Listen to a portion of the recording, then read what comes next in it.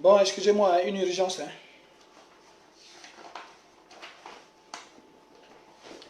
Une très urgente affaire. Donc j'étais obligé de, voilà, de prendre le téléphone.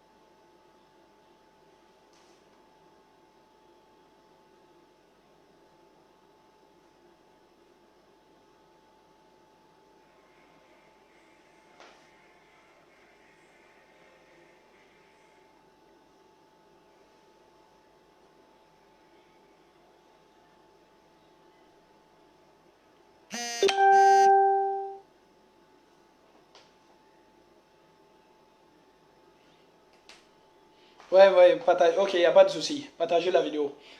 Bref, aujourd'hui,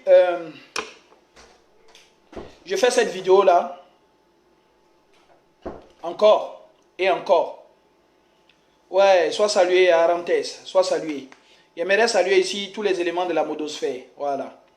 Euh, Bébé, Bébel, à cause, tu as vu comment il s'est attaqué. Mais c'est quoi ça y est? Voilà. Quand tu es fort, tu es toujours attaqué. Voilà. Quand tu n'es pas fort, là, on te laisse prospérer, on te laisse. Personne ne t'attaque. C'est quoi ça y est? En tout cas, merci de votre fidélité. J'aimerais saluer ici tous les éléments de la modosphère. Voilà. Le général 5 étoiles, Ahmed Haro le Croco. Arnold Beni Pépé, Jean-Yves Boki Pré, je salue ici Boa Oraga, je salue ici Baluna Balou, épouse Baluna Balou, Sapa de Sapa, Elko Salenko, voilà. En tout cas, tous les éléments de la modosphère, tous ceux qui se sentent dans la modosphère, soyez salués. Jessica Geston, sois salué. Alors, la modosphère, c'est tous ceux qui aiment la vérité. Voilà. La modosphère, c'est ceux qui refusent d'être des moutons. Voilà. Vous comprenez? Donc, c'est ça la modosphère. Nane Jao, sois salué. Grand frère, lui Tchekwe, sois salué. C'est quoi ça est? Bon, je disais qu'il a fait cette vidéo-là pour qu'on puisse se parler, on va évoluer. On va évoluer sur beaucoup de points. Voilà. Les frères, avant de commencer mon propos aujourd'hui, Sonaki Sonak, sois salué. J'aimerais parler et tout d'entrée de maman Simone Gbagbo. Je vois trop de personnes parler de maman Simone Gbagbo. Je vois trop de personnes se cacher pour parler de maman Simone Gbagbo. Alors, je vais juste vous poser une question. Hein. Il y a une vidéo du président Laurent Gbagbo où le président Laurent Gbagbo dit, et je sais que vous allez vous en rappeler, partagez la vidéo qu'on atteint nos vitesses de croisière. Parce qu'à partir d'aujourd'hui, là, il n'y a plus de trêve. Voilà. On dit, le président vient d'être libéré. Il est parti à Bruxelles. Quand nous, on a exigé que le président Laurent Gbagbo s'adresse aux Ivoiriens, on nous a dit qu'il venait d'être libéré. Donc il se repose à Bruxelles, de faire une trêve. On a fait une trêve. On a dit qu'il faut que le président s'adresse à nous. On dit non, il se repose. On a dit on va manifester à Bruxelles pour que sa libération soit accélérée. La Nadi Gang nous a dit, il ne faut pas qu'on manifeste à Bruxelles. Et quand on a décidé de manifester à Bruxelles, vous-même vous avez vu, ils nous ont envoyé des gendarmes. Cette histoire a été expliquée par plusieurs personnes. On a pris des cas, des membres du FPI, Assou a fait des déclarations que le président Laurent Gbagbo ne veut voir personne à Bruxelles, etc. Mais je vais revenir tout à l'heure sur les FPI. Mais j'aimerais vous dire ici, là, d'arrêter à un moment donné, de prendre Simone Gbagbo pour responsable de ce qui arrive en Côte d'Ivoire, ou pour responsable de tout ce qui nous arrive en Côte d'Ivoire. Je vous ai dit ici la dernière fois, que même si vous n'aimez pas les adversaires, souvent prenez le temps et tout de regarder les vidéos des adversaires. Parce qu'en regardant les vidéos des adversaires, vous allez comprendre un certain nombre de vérités. Et j'ai pris un exemple qui est très simple. Pendant que le président Laurent Gbagbo était à Bruxelles, Nadi Bamba était à Bruxelles, Alet Zate vous disait à longueur de journée que Nadi Bamba, c'est la nouvelle femme du président Laurent Gbagbo. Alet Zate vous disait que la page Simone Gbagbo a été tournée et que Simone Gbagbo c'est une has-been, et que la petite maman là, elle a pris son gars là, et puis il n'y a rien. Ok? Donc, si tu n'aimes pas Aled Zaté, tu ne vas pas écouter ce genre d'informations. Mais aujourd'hui là, vous tous, vous savez que Aled Zaté, ce qu'elle a dit là, c'est ça qui est ça. Vous-même, vous savez que, tu sais que, et ce que toi-même tu sais que, je sais que, c'est ça.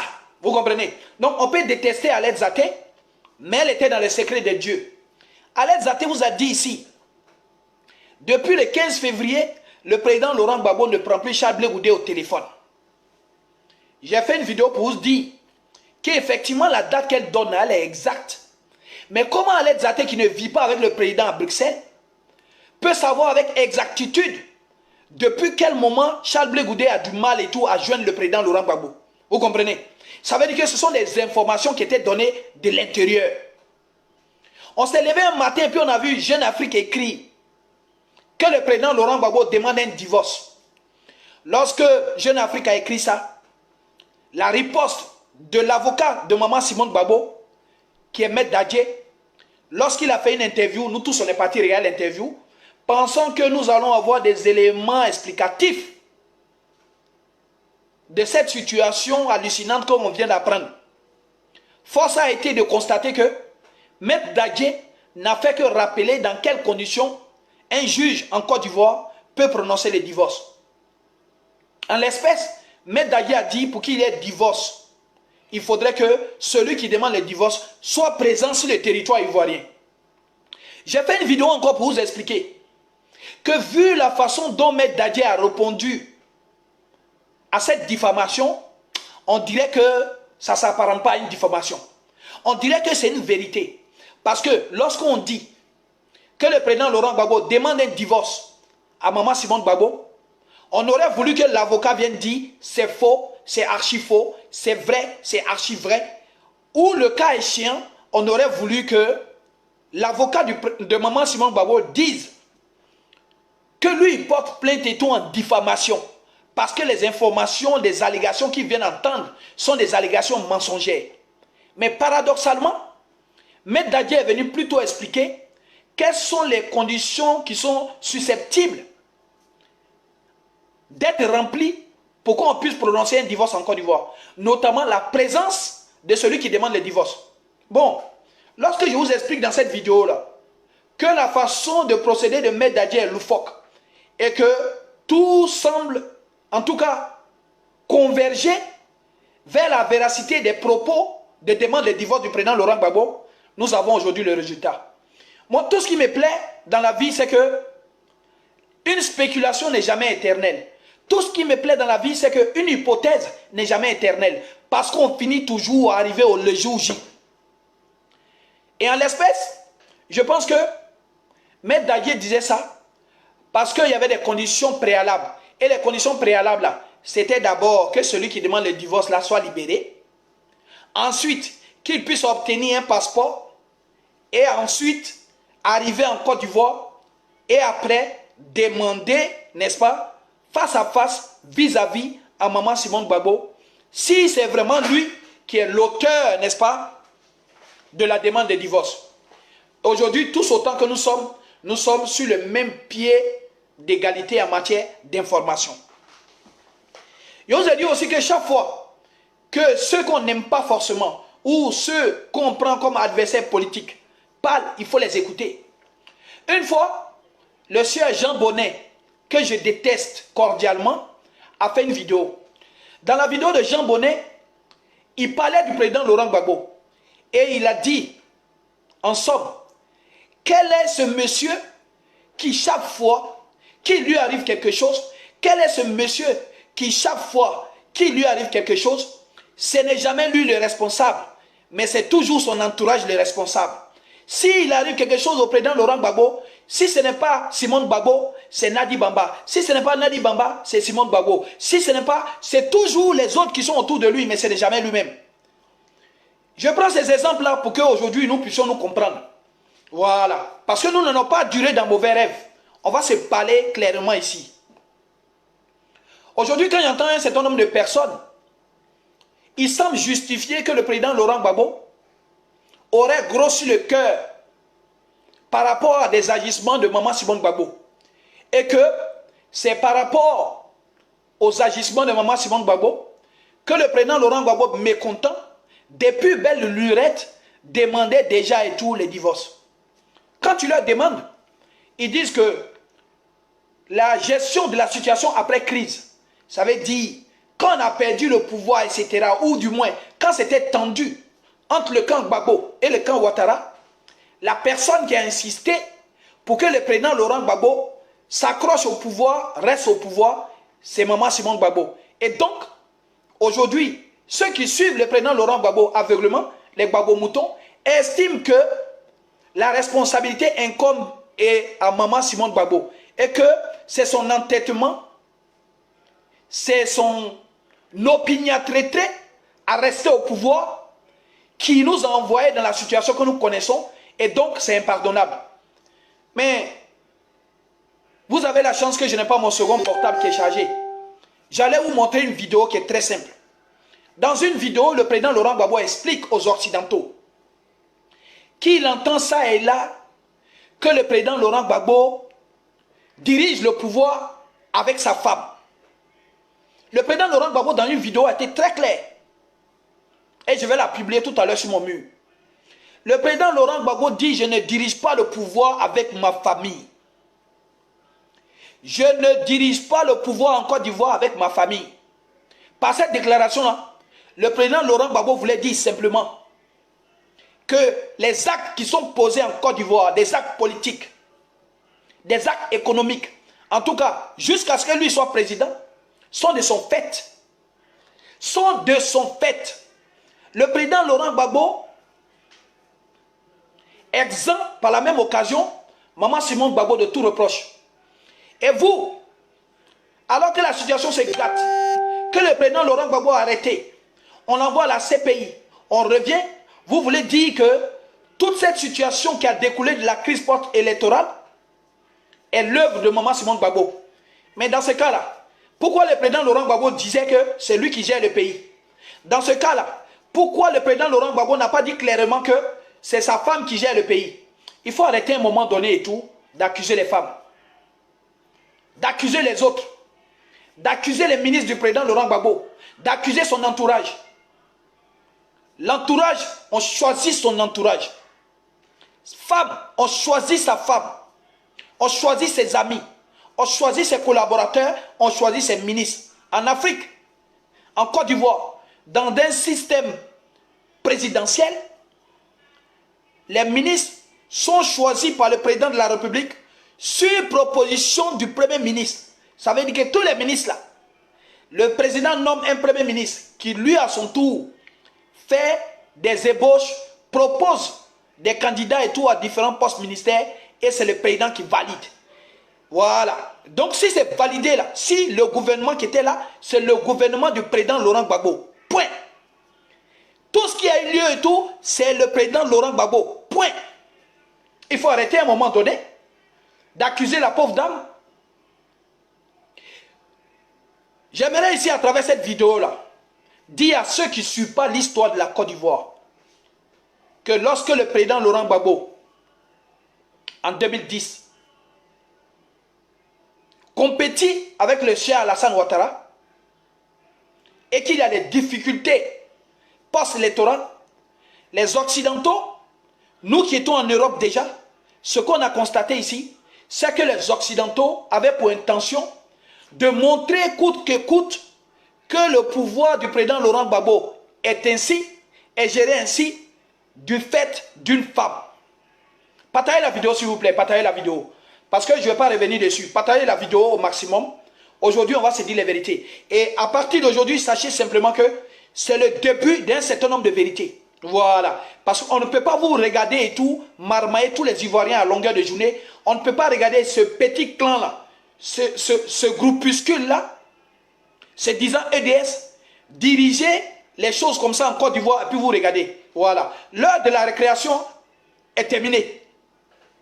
Alors, donc je disais ici là, Nicolas Sarkozy dans des lapsus révélateurs, plusieurs fois dans un certain nombre de vidéos, a dit simplement que je donne 24 heures à Laurent Gbagbo et sa femme pour quitter le pouvoir. Ça, c'était des lapsus qui sont révélateurs.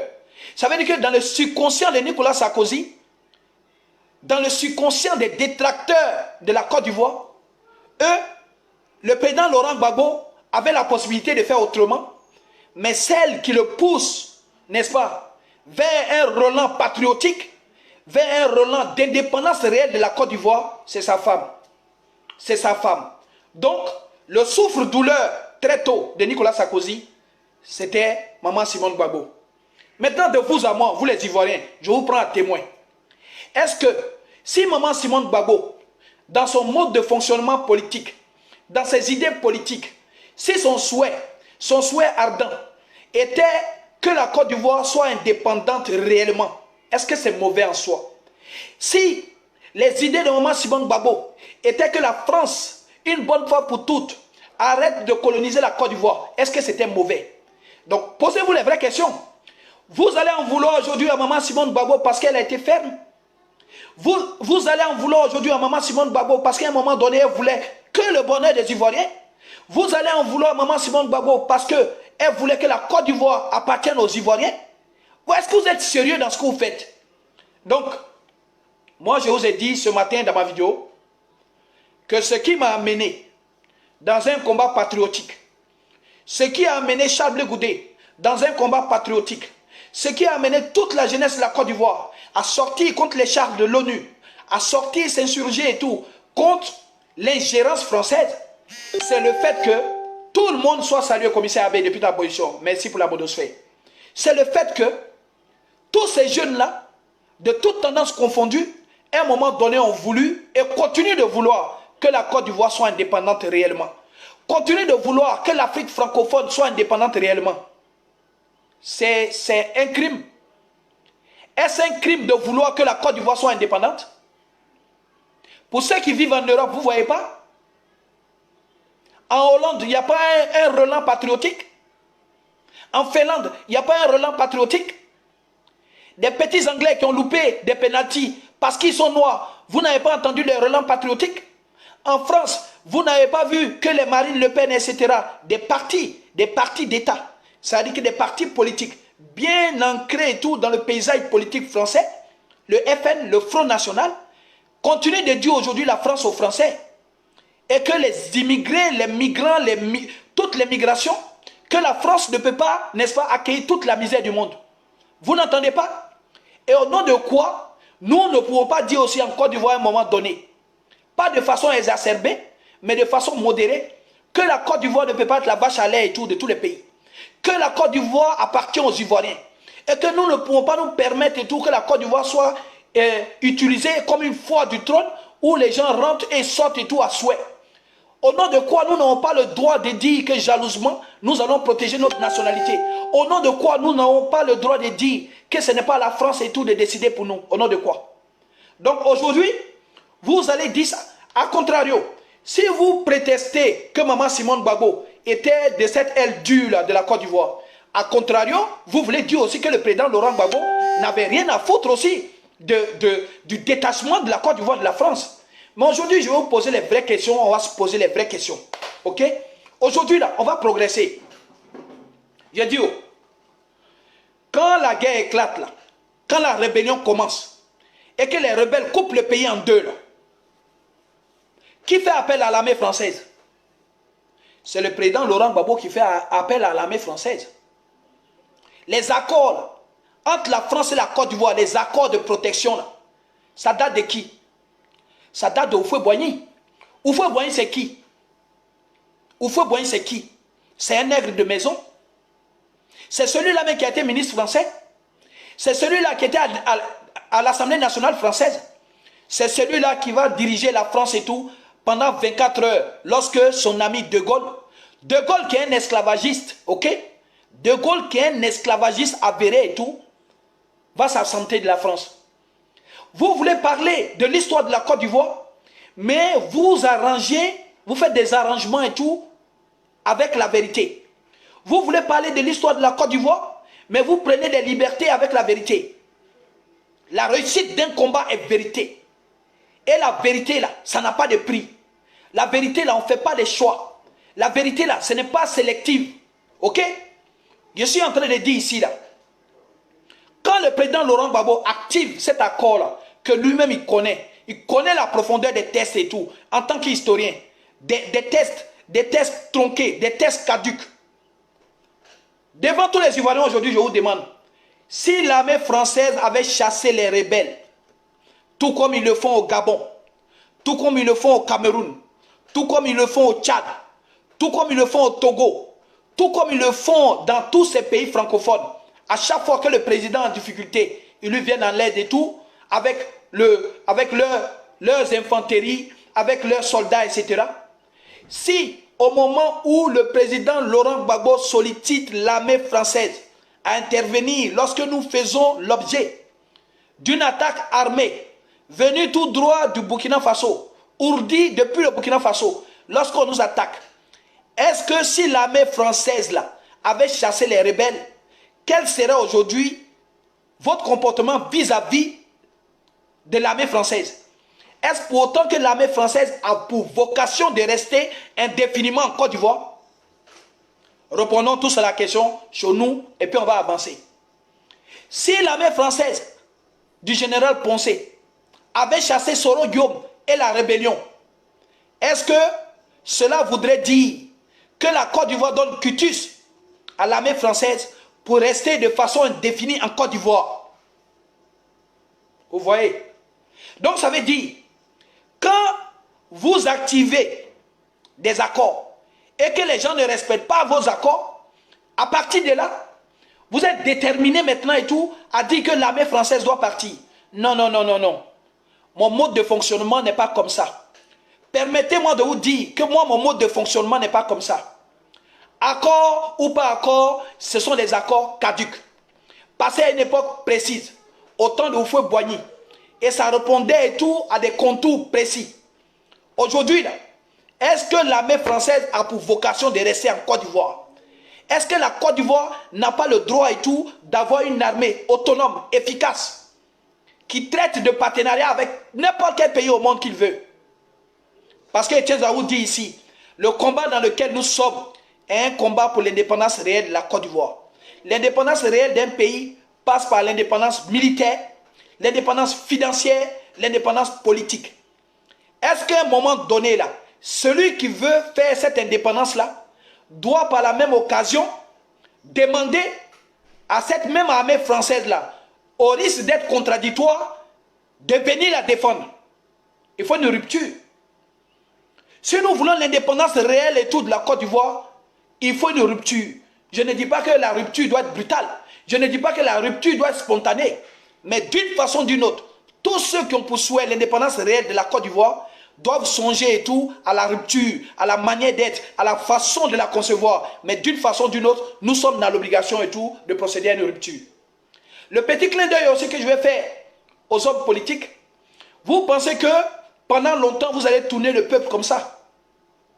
Chaque fois que nous sommes en conflit en Côte d'Ivoire et que nous savons que la France soutient un camp, nous nous posons la question de savoir s'il faut garder le franc CFA.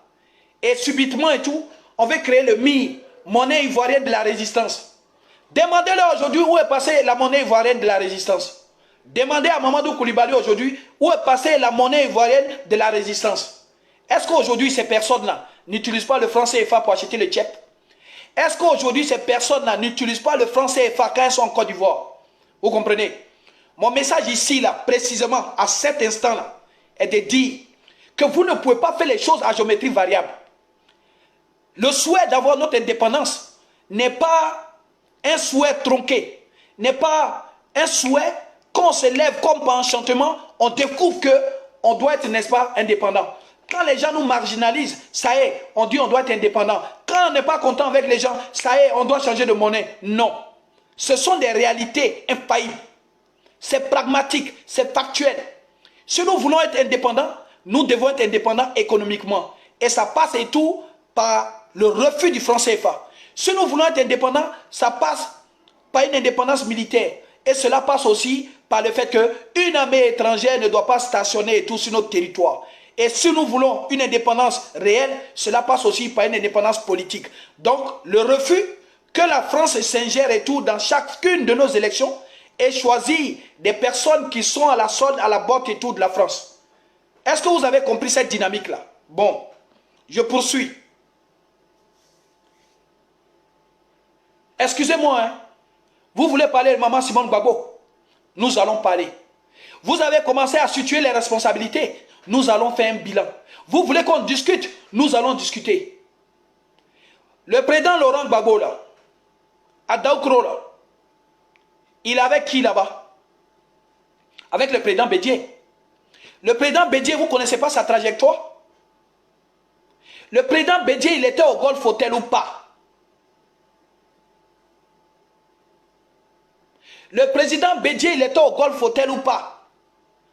Répondez, on va avancer. Le son est bon là? Si le son est bon, mettez que le son est bon. Est-ce que le volume est bon? Le président Bédié là, il était au Golf Hotel ou pas? Dikayue là, il était au Golf Hotel ou pas? Soro Guillaume là, il était au Golf Hotel ou pas? Bon, ceux qui étaient au Golf Hotel là, quels étaient les domaines de prédilection? Les domaines de définition là, c'était quoi? Les bases communes là, c'était quoi? C'était enlever Laurent Gbagbo au pouvoir. Enlever Laurent Gbagbo au pouvoir là, était le souhait de qui? C'était le souhait de la France. Pourquoi? Parce que le président Laurent Gbagbo n'était pas d'accord avec un certain nombre de leurs agissements, avec un certain nombre de leurs propositions, avec leur façon même de dicter ce que nous devons faire en Côte d'Ivoire. Et ceux qui étaient contre ça, c'est qui? Bédié, Soro, Alassane Ouattara, Mabri Touakeus, Ahmed Bakayoko, Bon Koulibaly, Kandia Kamara, Anou Leto, et j'en passe. Bon, les frères, quand les choses sont si bien définies, là, vous manifestez votre joie. Quand quelqu'un qui était au Golf Hotel invite le président Laurent Gbagbo, mais vous critiquez Maman Simone Gbagbo lorsqu'elle dit merci à Alassane Ouattara d'avoir accordé au président Laurent Gbagbo un passeport et d'avoir facilité tout son retour au pays. Vous recherchez quoi au fait? Vous pensez que 10 ans après la crise, nous sommes tellement bêtes, nous aimons tellement le président Laurent Gbagbo que nous là, nous avons perdu notre mémoire, que nous n'avons plus la capacité de réfléchir par nous-mêmes et que c'est ce que vous dites, vous EDS, vous marmaillez autour du président Laurent Gbagbo qu'on va accepter. Vous avez payé des cyberactivistes qui passent leur temps à calomnier cette femme-là. Nous, notre message ici, là, c'est un message qui est très simple. Vous ne pouvez pas arracher le mari d'une femme. Vous ne pouvez pas insulter une femme. Vous ne pouvez pas torturer une femme. Vous ne pouvez pas lui arracher son parti politique, etc. Mais vers la fin, là, au lieu de faire tous ces efforts-là pour nuire à cette femme-là, mais allez la tuer. Allez-y tuer Simone Gbagbo. Comme ça, votre problème sera résolu. Il faut aller tuer Simone Gbagbo. Celui qui s'élève. Oh, Simone Gbagbo est infidèle. Oh, ses enfants ne sont pas les enfants de Gbagbo. Oui, elle aurait eu les enfants et tout avec une telle personne. Oui, Simone Gbagbo, c'est son infidélité qui a fait. Oui, Simone Gbagbo, elle a vendu le combat. Oui, Simone Gbagbo. Toujours, c'est vous qui voyez les traites. Toujours. Eh bien, nous, on est en train de vous dire, de ce que nous savons de la Côte d'Ivoire, cette femme-là, c'est une brave femme. Vous savez dire de ne pas parler de la vie privée du président Laurent Gbagbo, mais vous donnez à cœur joie à la critique sur la vie privée et tout de Maman Simone Gbagbo. Quand vous prétestez que quelqu'un est infidèle, ça relève de la vie privée ou bien ça relève de vos narines publiques. Quand vous prétestez que une personne, ses enfants, n'appartiennent pas et tout à son mari, et que ses enfants sont les enfants adultérins, cela relève et tout de la vie privée ou ça relève et tout de vos narines publiques. Répondez aux questions. Répondez aux questions. Je suis là, je vois des vidéos, mais j'hallucine. Je vois des gens et tout qui n'arrivent même pas à recoller les morceaux et tout du puzzle de la politique ivoirienne et qui racontent des balivernes à longueur de journée. Les Occidentaux ont eu peur. Les Occidentaux n'ont pas digéré l'affront que le président Laurent Gbagbo leur a fait. Et ils ont estimé, et puis d'ailleurs, c'est une faiblesse pour un homme que les gens que les gens prétestent que les décisions qui ont été prises par toi ne sont pas de ton fait, mais c'est du fait de ta femme. C'est une faiblesse. Vous pensez arranger les choses, mais vous n'arrangez rien. Vous voulez dire que le président Laurent Gbagbo était tellement faible que c'est sa femme qui prenait des décisions à sa place. En gros, là, votre message, c'est ça. Quelle que soit la tenue que vous prenez, vous êtes en train de nous expliquer que le président Laurent Gbagbo, c'était un incapable. Et que derrière, là, c'est maman Simone Gbagbo qui prenait les décisions. Et donc, que le pays n'était pas géré et tout par le président Laurent Gbagbo, mais que le pays était géré et tout par Simone Gbagbo. Oui, on n'a pas besoin de bac plus 16 pour tirer cette conclusion-là. À cette allure, par rapport à ce que vous faites, vous êtes en train de nous dire que le président Laurent Gbagbo était un incapable et que celle qui gérait le pays de main de maître, de main de fer, s'appelle Simone Gbagbo. Vous discutez de quoi? Bédier participe, et ce n'est pas moi qui le dis, Bédier participe à 4 milliards, à hauteur de 4 milliards à la rébellion. Il est au Golf Hotel. Cela lui vaut un poste honorifique, n'est-ce pas, de sage, de vice-président, etc. Bédier était dans le même complot ourdi par les Occidentaux en vue de déstabiliser le président Laurent Gbagbo. Bon, si aujourd'hui, là, votre cœur, votre intelligence vous permet d'accepter qu'il soit l'invité de Bédier, qui hier, c'est le président Laurent Gbagbo qui disait à propos de Bédier que le président Bédier ressemble à une violée qui tombe amoureuse de son violeur. Vous n'êtes pas en Côte d'Ivoire ou bien? Vous ne connaissez rien de l'histoire de la Côte d'Ivoire? Vous venez, vous faites des petites vidéos, intempestives, venez aboyer et tout, comme des chihuahuas, comme des labradors à longueur de journée. Quand on vous envoie là, sachez où vous envoyez. Hein? Vous avez vu, Aled Zaté, où elle est? Quand on ne maîtrise pas les choses, on parle au conditionnel. Quand on ne connaît pas les choses, on parle au conditionnel. Et on ne vient pas pour invectiver les gens. Aled Zaté, elle est où aujourd'hui? Cela devait vous servir de leçon, mais c'est vous à longueur de journée qui venez accuser Simone Gbagbo. Lorsqu'elle active son avocat et que vous êtes en déroute, soit salué grand frère Balou, eh bien Christian, soit salué. Eh bien vous dites maintenant que oui, maman Simone Gbagbo doit prendre de la hauteur, etc. C'est pourquoi. C'est pourquoi. Il faut être précis dans votre démarche. Soit Simone Gbagbo était la présidente, et donc le président Laurent Gbagbo était d'une faiblesse légendaire, parce que sa femme décidait pour lui, et parce que pendant que nous on croyait qu'il était président, en vrai, c'est maman Simone Gbagbo qui était la présidente. Voilà. Ça aussi là, c'est une réalité. Si ce n'est pas ça, alors dans ce cas, fermez votre clapet. Et faisons de sorte que ce qui s'est passé, se soit passé sous le couvert du président Laurent Gbagbo, avec la grandeur du président Laurent Gbagbo, avec tous les honneurs et tout du président Laurent Gbagbo. Voilà. Voilà. Et mais ça fait un bon moment qu'on se dit, ce n'est pas l'heure de ci, ce n'est pas l'heure de ça. Et on est là. Et pendant ce temps-là, vous pensez que vous avez la science infuse. Vous pensez qu'il suffit de dénigrer une femme, de l'accuser, de l'acculer, à tort et à travers, de l'acculer, de mentir de façon répétitive pour que ce mensonge-là devienne vérité. Non, non, non, non, non, non. Ça ne se passe pas comme ça.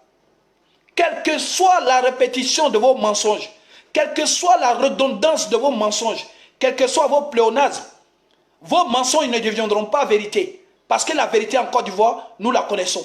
Le président Laurent Gbagbo était le président de la République. Et c'est à ce titre-là qu'il s'est retrouvé à la CPI.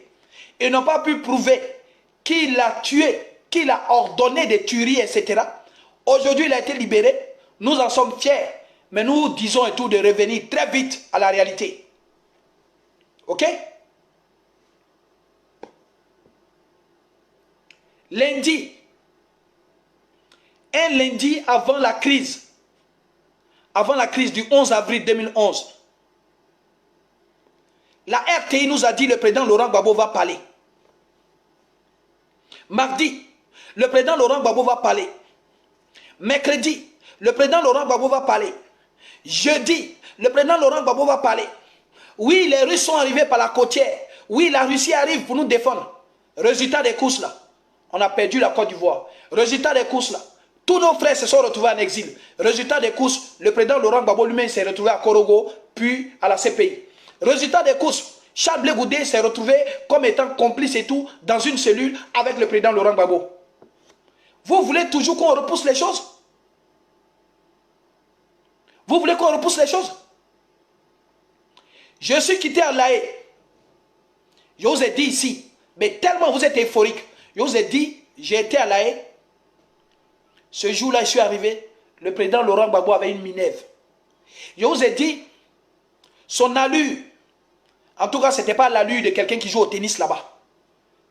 Mais tellement vous êtes euphorique, dès qu'on dit que le président Laurent Gbagbo, par rapport à ce qu'il a vécu, par rapport à son emprisonnement, ça veut dire que le monsieur lui-même, il vous fait comprendre qu'il a été emprisonné 6 mois à Korogo.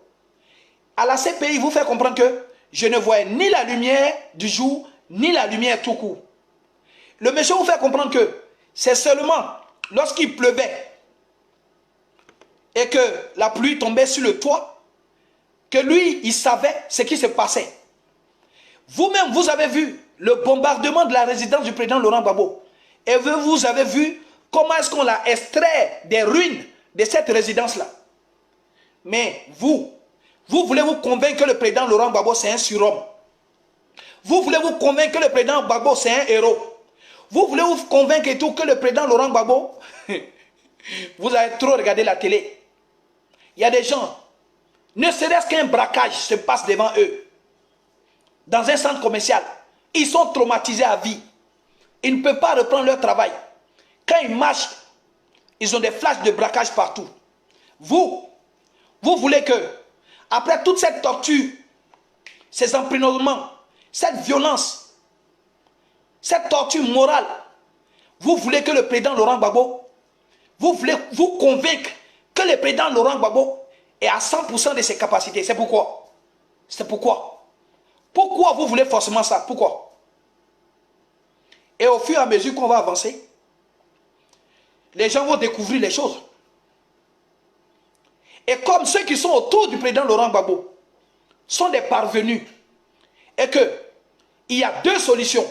Dans les 2 solutions, certains l'aiment parce que quand tu es à côté de lui, son nom fait mousser. Son nom fait mousser, le verbe mousser, verbe transitif, mais au sens étymologique du mot. Mousser, se faire mousser, ça veut dire que se faire plaire. Dire que je travaille aux côtés du président Laurent Gbagbo. Oui, mais le président même hier, il m'a appelé. Ah, là j'ai été voir le président Laurent Gbagbo. On a vécu à Paris, ici, on a vu des gens comme ça. Quand il quittait à La Haye, il tournait dans toutes les maisons, il se faisait inviter. Les femmes bêtées les aimaient parce qu'ils viennent de rendre visite et tout au président Laurent Gbagbo. Ok? Donc il y a cette catégorie de personnes pour qui l'aura du président Laurent Gbagbo, son nom, son parapluie, son ombrage, fait mousser. Vous voulez vous faire mousser par rapport au monsieur. Et puis il y a la deuxième catégorie, la catégorie des parvenus. Et au nom des parvenus, c'est ceux qui n'ont pas un travail politique. C'est-à-dire qui n'ont pas un schéma politique bien ordonné, qui n'ont pas commencé à un point A pour avancer vers d'autres points. Ceux-là, il y a les Stéphane Kipré, il y a les Nadi Bamba. Toutes ces personnes-là, c'est des parvenus. Voilà. Ce n'est pas une injure. Comment elle parle là? Écoutez bien mon français. Parvenu, ça est dans le dictionnaire. Parvenu, celui-là qui fait tout pour arriver là où il ne mérite pas.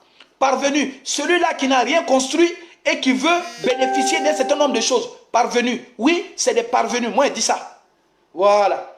Je ne suis pas à l'aise à thé pour dire ça ne va pas quelque part. Je dis parvenu. Ça veut dire que même si j'ai un procès aujourd'hui là, et puis on dit, monsieur, pourquoi on dit que c'est des parvenus? Je dis parce qu'il n'y a pas leur trace dans l'histoire de la Côte d'Ivoire. Oui, parce qu'ils n'ont rien construit dans l'histoire de la Côte d'Ivoire. C'est des parvenus. C'est des parvenus. 11 avril 2011, on organise la résistance ici à Paris. Alassane Ouattara, il a emprisonné et tous ses opposants. Celui qui n'est pas en prison est assigné à résidence. Celui qui n'est pas assigné à résidence a eu ses sous gelés. Des procédés clairs en matière de guerre qui permettent et tout à l'adversaire, qui obligent l'adversaire à venir faire allégeance. Les Yaoundé ont fait allégeance. Les Mangou ont fait allégeance. Les Kassaraté ont fait allégeance. Et pour ne vous citer que cela, tout notre camp a parti faire allégeance. Les Odotes, l'Orunion, Premier mandat d'Alassane Ouattara, ils sont à la cérémonie d'investiture. Deuxième mandat d'Alassane Ouattara, ils sont à la cérémonie d'investiture. Mais vous laissez toutes ces personnes-là pour partir accuser Maman Simone Gbagbo.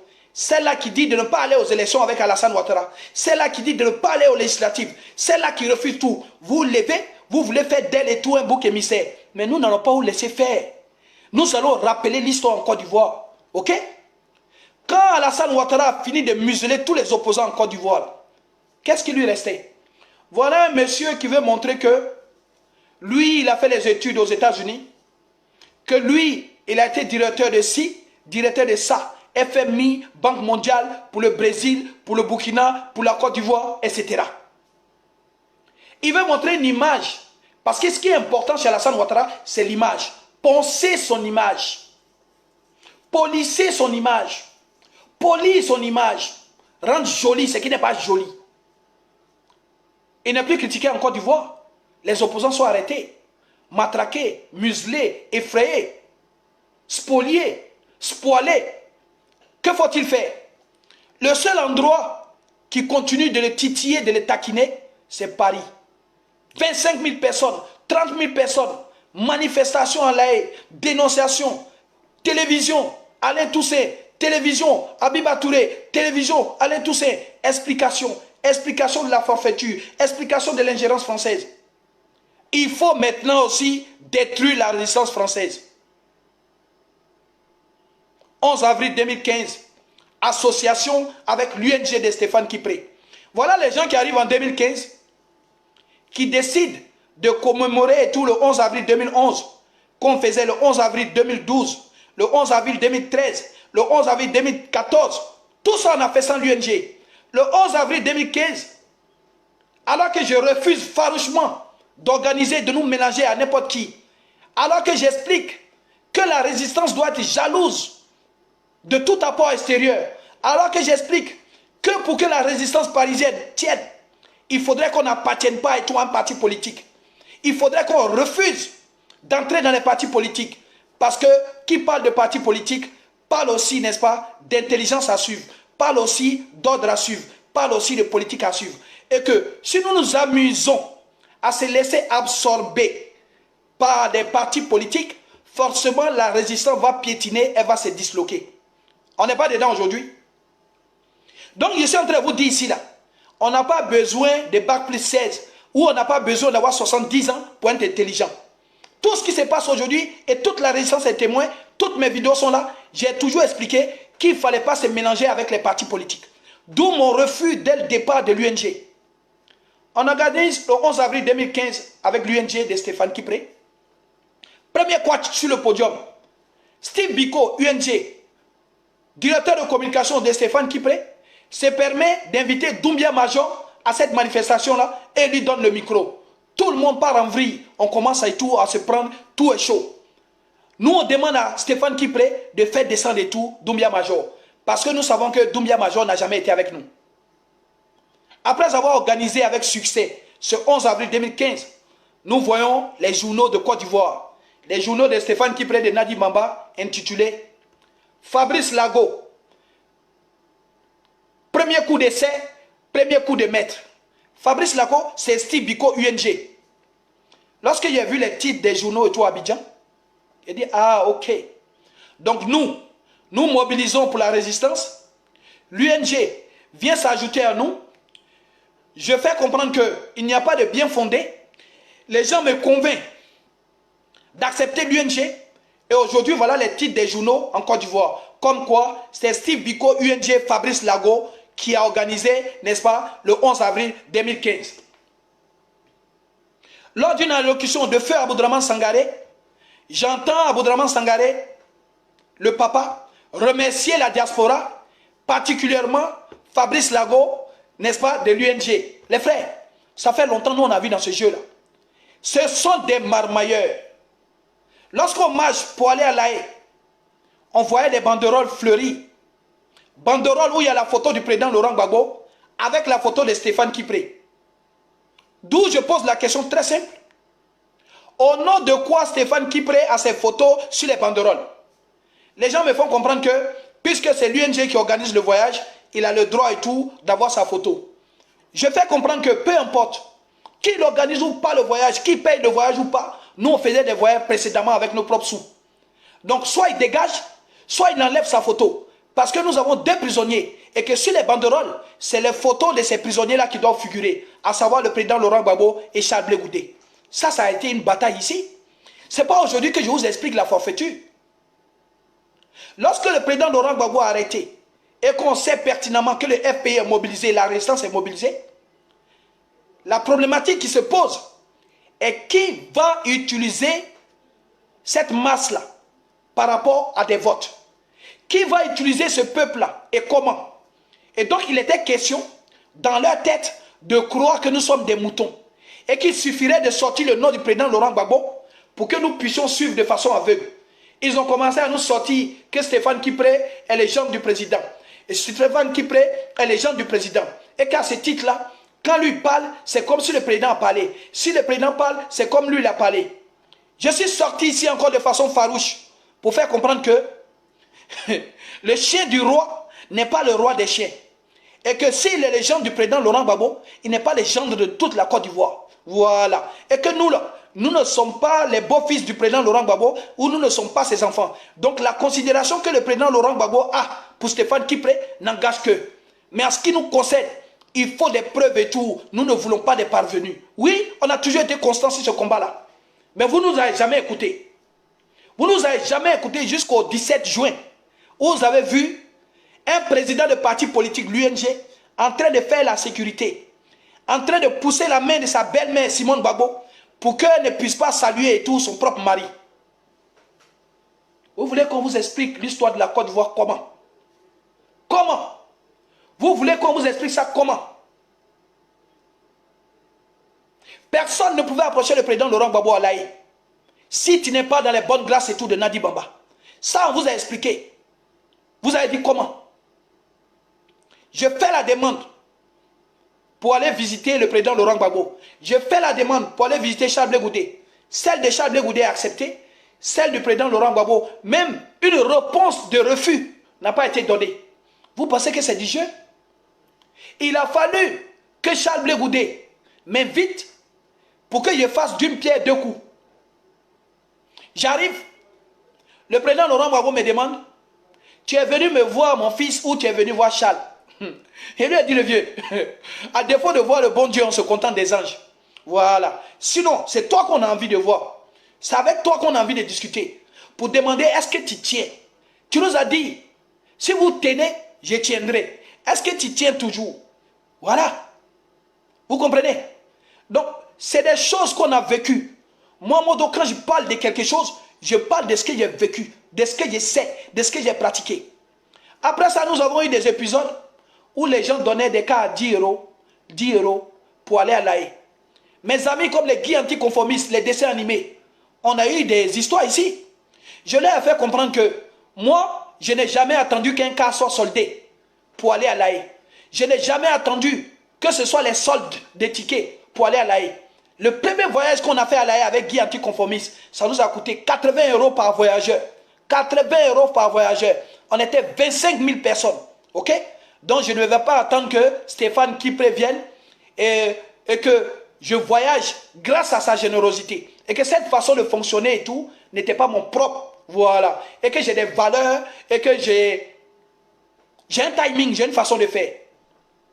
Dans cet élan-là, souvenez-vous du cadre de la dignité. Willy Bla, Alex Zate était avec nous dans le cadre de la dignité. On a été attaqué par les gens comme Serge Kassi. Nous nous prenons pour qui? On a été traité de tous les noms. Un groupuscule de radicaux.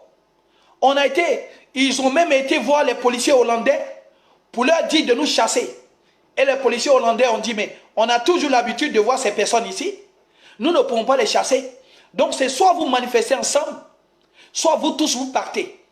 Les frères, on a vécu trop de choses. Trop de choses. Tout ce qui est arrangé et tout, le sieur Stéphane Kipré, c'est qu'on aille nous parquer. Déjà, avant le voyage, les gens partaient un jour avant. Ils étaient dans des hôtels. Ils dormaient. Nous, on faisait toute la nuit dans le cas. On arrivait le matin. On se brossait les dents et tout dans la forêt. On partageait les bouteilles d'eau minérale pour nous rincer la bouche. On urinait là où on peut. Lorsque les Hollandais, les policiers hollandais mettaient des WC, comment on appelle ça, publics, déplaçables, on se débrouillait comme on peut. Les gens sans laver leur visage étaient dans le froid de l'air. Il était à vous rappeler ici, là, qu'en Hollande, là, Hollande, Finlande, Suède et tous les pays scandinaves, il fait plus froid qu'à Paris. Mais c'est froid là, on a bravé ça. Chaque fois qu'on revenait de l'air, il y avait forcément une maman et tout qui avait une bronchite, qui avait une grippe. Tous nos enfants tombaient malades. Mais on prenait ces risques-là. Certains laissaient leurs enfants ici pour aller faire ce combat-là. On arrivait vers 10 h, on nous annonçait Stéphane Kipré, il va prendre la parole. Les gens applaudissent. Il vient faire des discours farfelus pour gagner du temps. Et le lendemain, dans leur journaux en Côte d'Ivoire, on voyait encore que l'UNG a fait sortir l'UNG, l'organisation de l'UNG. Donc, à un moment donné, nous, on a dit stop, stop. On ne va pas nous prendre pour aller nous mettre dans les verts pâturages et nous envoyer un berger qui s'appelle Stéphane Kipré. Moi, je ne suis pas un enfant, en fait. Voilà. Je ne suis pas un enfant ici, réfléchi. Donc, à un moment donné, on a restauré déjà et tout la dignité de Charles Blé Goudé en disant que s'il y avait des photos qui avaient droit de citer, qui avaient droit d'être publiées et tout, sur les banderoles, etc., c'est la photo du président Laurent Gbagbo et Charles Blé Goudé. Ce n'est pas aujourd'hui qu'on fait le combat. Ce n'est pas aujourd'hui qu'on combat ces marmailleurs. Et ces mêmes marmailleurs, ils sont là aujourd'hui. OK? Pour être avocat du président Laurent Gbagbo, il faudrait être dans les bonnes grâces et tout, n'est-ce pas, de la dame Nadi Bamba. Ils ont fait des confidences. Maître Abiba Touré, là, si elle regarde cette vidéo-là, on a eu à discuter, Maître Abiba. Maître Abiba, c'est une de mes amies, les frères. Maître Abiba Touré. Niali Franck est témoin. Arnaud Béni Pépé est témoin. Toute la résistance est témoin. Nous faisions partie des premières personnes qui trouvions des plateaux télé à Maître Abiba, organisions des conférences pour Maître Abiba, Alain Toussaint, pour que ceux-ci puissent expliquer ce qui arrive au président Laurent Gbagbo et l'ingérence de la France et tout qui est inacceptable. Nous l'avons fait pendant longtemps. À ce titre-là, fort de cette amitié-là, Maître Abiba est devenue la marraine de ma fille. Ok? Bon. Je demande à Maître Abiba pourquoi elle n'est pas avocate du président Laurent Gbagbo. La réponse est sans appel. Parce qu'elle ne rentre pas dans les bonnes grâces et tout de la dame Nadi Bamba. Ok. Maître Dadje et elle, on fait des conférences, on les sécurise. Maître Dadje et elle rentrent en Côte d'Ivoire. Ils deviennent les avocats de Maman Simone Gbagbo. Vous avez vu ici, lorsque Johnny Pachoko dit, donc, passé simple, que Maman Simone Gbagbo est décédée, qui a fait la conférence de presse? Maître Abiba Touré. Pour donner les nouvelles et tout de sa cliente. Pour dire que la déclaration de Johnny Pachoko était farfelue, etc. Ok? Aujourd'hui, là, posez-vous les questions. Maître Abiba, avocat de Simone Gbagbo. Nadi Bamba, petite femme du président Laurent Gbagbo. Personne ne devient avocat du président Laurent Gbagbo sans être dans les bonnes grâces et tout de Nadi Bamba. Comment on arrive intellectuellement à être avocat de Simone Gbagbo à un moment donné et on n'est plus avocat de Simone Gbagbo, on devient avocat du président Laurent Gbagbo et proche de Nadi Bamba. Venez nous expliquer tout des coïncidences aussi ahurissantes. Les frères, je suis la seule personne qu'il faut éviter et tout de titiller. Donc les gordes farfelus, là, vous qui pensez que vous connaissez l'histoire de la résistance, là, ça va vous surprendre. Ça va vous surprendre. Parce que quand j'ai commencé à parler, non seulement ça ne va pas vous arranger, ça ne va pas arranger le président Laurent Gbagbo, ça va arranger personne. Voilà. Parce que ce sont les faits. Les premiers avocats du président Laurent Gbagbo, là, Gilbert Collard, député du Front National, un Français très médiatisé. Maître Bourtoumieux, au barreau de Paris. Maître Sekaldi, au barreau de Paris. Tous ces avocats-là sont passés où? Comme par enchantement, ils sont passés où? Qui les a remplacés? Qui les a changés? Je vous ai dit tout à l'heure, dans une partie, que même quand tu n'aimes pas quelqu'un, que tu prends pour adversaire, lorsqu'il fait un certain nombre de vidéos, il faut écouter ce qu'il dit. Johnny Pacheco, ça c'est une parenthèse pour que vous compreniez un peu les faits. Johnny Pacheco se fait agresser à Paris par Taliban Choco Co. La plainte, je suis celui qui appelle dans un premier temps Maître Abiba. Je lui dis, un de nos combattants et tout a été attaqué. Et à l'époque, c'est comme ça qu'il procédait. Lorsqu'on arrête Abel Naki de la résistance, j'appelle Maître Abiba, je lui dis on a attrapé un des nôtres. Et on organise et tout sa défense. Et donc, de fil en aiguille, avec Alain Toussaint, tout ça, on fait comprendre à Maître Abiba qu'il est important que Maître Abiba défende le dossier Johnny Pacheco, parce que Johnny Pacheco est avec nous et il s'est fait agresser et tout pour son combat par des militants RDR. Lorsque vous êtes avocat, votre client, vous connaissez quelque peu sa vie, vous savez où il habite, vous connaissez par la même occasion et tout son adresse, etc. Lorsque dans le combat on continuait et que Johnny Pacheco a fini d'être défendu par Maître Abiba, que Taliban Choco a été condamné à la prison, Johnny Pacheco est rentré chez lui. Steve Biko, Fabrice Lago, dont je parlais tout à l'heure, celui-là qui gère le compte Facebook du président Laurent Gbagbo, celui-là qui a été remercié par Feu Aboudraman Sangaré, celui-là qui, quand il fait une manifestation avec nous, on estime que c'est lui qui a organisé, donc son nom sort sur les journaux, il approche Johnny Pacheco, il fait comprendre que le sieur Stéphane Kipré participe à sa douleur à hauteur de 1000 euros. On lui donne les 1000 euros. Derrière cette sympathie naissante, vu que Johnny Pacheco est constamment sur la toile et est beaucoup suivi, l'heure de la manipulation commence. Quand Johnny fait des vidéos, puis il dit qu'au FPI, vous êtes des manipulateurs, vous nous avez manipulés, vous nous avez fait comprendre si. Quand vous regardez aujourd'hui l'amertume de Johnny Pacheco, ce n'est pas fortuit. Hein? Quand on me demande et tout d'attaquer Johnny et je ne l'attaque pas à tort et à travers, c'est parce que j'ai suivi l'évolution des choses. On demande à Johnny Pacheco, par la même occasion, de détruire Charles Blé Goudé en prison. Parce que Stéphane Kipré estime que Charles Blé Goudé est un de ses concurrents potentiels, en tout cas au point de vue de la jeunesse dans le futur. De la même façon, des gens comme la guêpe aujourd'hui vont attaquer Charles Blé Goudé. La guêpe n'attaque pas Charles Blé Goudé par hasard. Tous ceux qui attaquent Charles Blé Goudé, quand ils sont dans un parti, regardez juste ceux qui l'attaquent, vous allez comprendre que leur mentor a à peu près le même âge que Charles Blé Goudé. Et qu'ils sont déjà en train de préparer les batailles à venir. Donc ce n'est pas gratuit. Alors, Johnny Pacheco, il clash sévèrement et tout Charles Blé Goudé. Et à l'époque, le problème c'était que Charles Blé Goudé ne respecte pas le président Laurent Gbagbo et qu'il lui manquerait du respect de façon perpétuelle à la Cour pénale internationale. Ok? Johnny est à fond dans le dossier parce qu'on lui a rapporté ça et là. Et donc, sans vérifier, Johnny, il y va avec sa fougue, avec sa détermination, avec sa sensibilité. Mais au fur et à mesure, Johnny va se rendre compte que quand Johnny et moi, on rend visite à Charles Blé Goudé, on se rend compte que c'est faux en fait. Parce que durant ma visite, à chaque fois que je parlais avec Charles Blé Goudé, le président nous interrompait en disant Charles, Charles. Je vous ai déjà fait le récit de tout ça.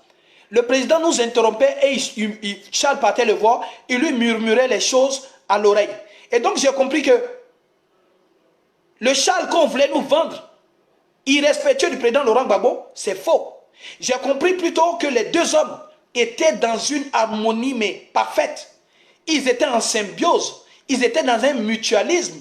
Ils étaient comme le Bernard l'ermite, l'association de la coquille d'escargot avec la crevette. Ils étaient ensemble en fait. Et donc Johnny Pacheco a compris qu'il s'est fait trahir. Quand Johnny a compris qu'il a été trahi et qu'il a été induit en erreur, il a été voir Charles Blé Goudé, on a levé l'équivoque, il a présenté ses excuses, les choses sont rentrées en ordre. Mais ce qu'ils ont oublié avec Johnny Pacheco, c'est que pour lui, il ne reste pas à l'étranger.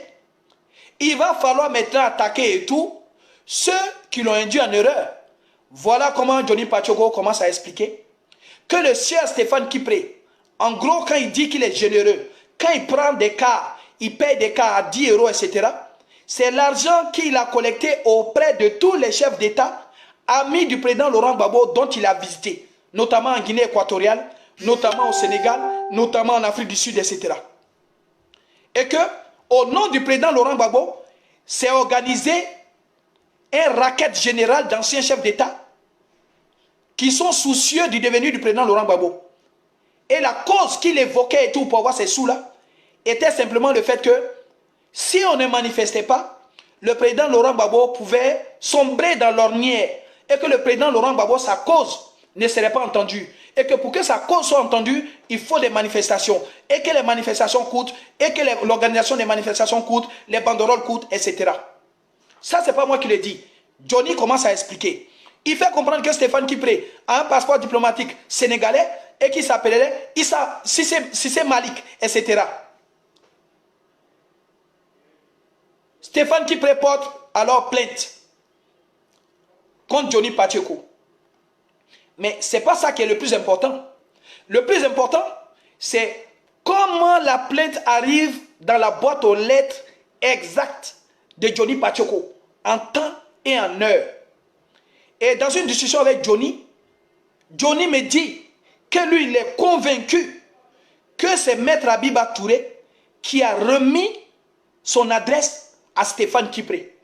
Parce que lui, en France, personne ne connaît son adresse, hormis son avocate qui l'a défendu lorsqu'il a été agressé concernant et tout, Taliban Choco. J'ai juré, j'étais prêt à mettre ma main dans le feu. J'ai dit à Johnny Pacheco, la maître Abiba que je connais, la marraine de ma fille, mon amie que je connais, elle est d'une grandeur morale et tout incommensurable. Et que ce serait impossible que maître Abiba Touré fasse cela. Vous comprenez? Bon. Aujourd'hui, lorsque je vois maître Abiba Touré, juste derrière le président Laurent Gbagbo, dans l'avion avec Nadi Bamba, à proximité de Stéphane Kipré et à proximité de toute cette marmaille, permettez-moi de penser que Johnny Pacheco n'avait pas tort.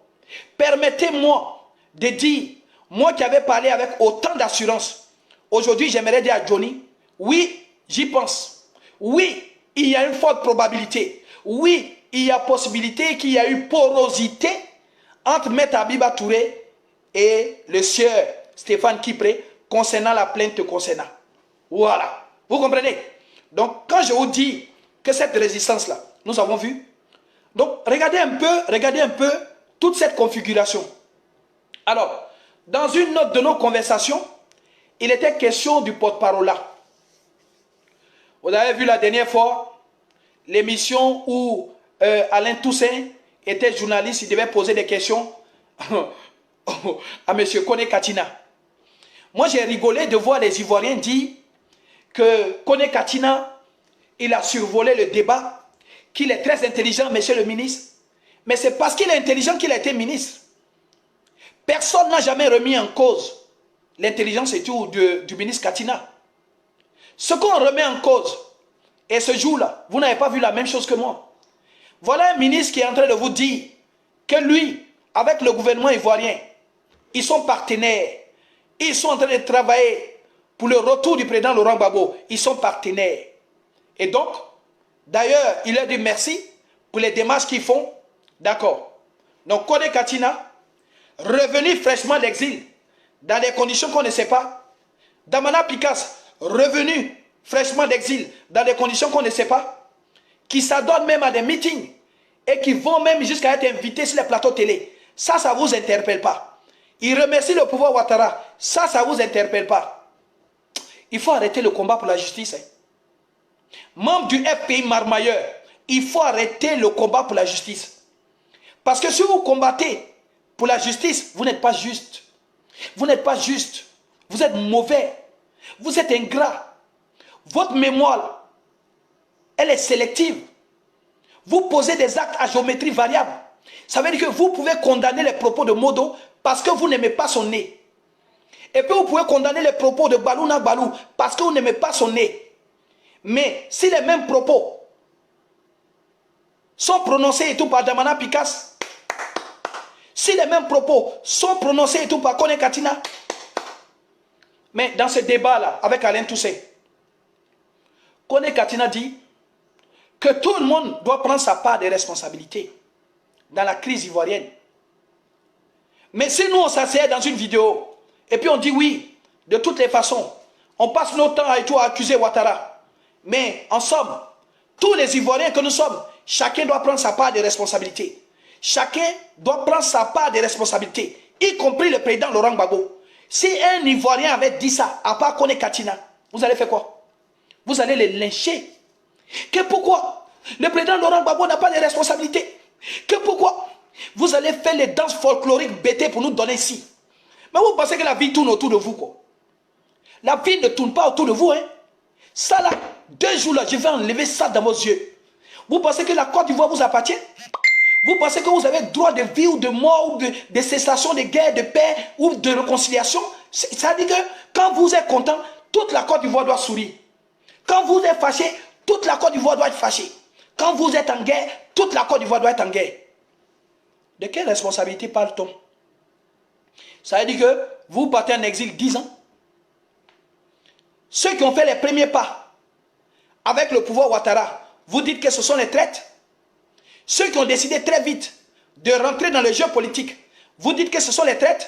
Mais c'est seulement quand vous êtes de retour là, et puis vous faites la même démarche, là vous n'êtes pas des traîtres. Tout le monde doit accepter. Ça veut dire, quand l'initiative, les frères, chers frères et sœurs ivoiriens, chers Africains, le combat dans lequel nous sommes là, c'est un combat d'ingratitude, d'égoïsme et de nombrilisme. Voilà. Les gens boycottent toute initiative à partir du moment et tout, l'initiative n'est pas d'eux. Les gens refusent de faire la paix tant qu'eux, ils sont en exil. Mais quand eux, ils rentrent là, tout le monde doit être en ordre de bataille pour la paix. Parce qu'eux, ils sont rentrés, oui, les choses doivent aller comme ça. Parce qu'eux, ils sont rentrés, désormais, les choses doivent changer. Mais vous vous prenez pour qui, au fait? Tous les politiques ivoiriens, vous n'êtes rien sans le peuple. Voilà. Les Kone Katina, les Damana Pikas, le président Laurent Gbagbo lui-même. Le président Houphouët-Boigny a dit, le capitaine, c'est l'un des plus gros poissons au monde. Mais le capitaine hors de l'eau, il n'est rien. C'est la vérité. Voilà. Le président Laurent Gbagbo, sans les Ivoiriens, il n'est rien.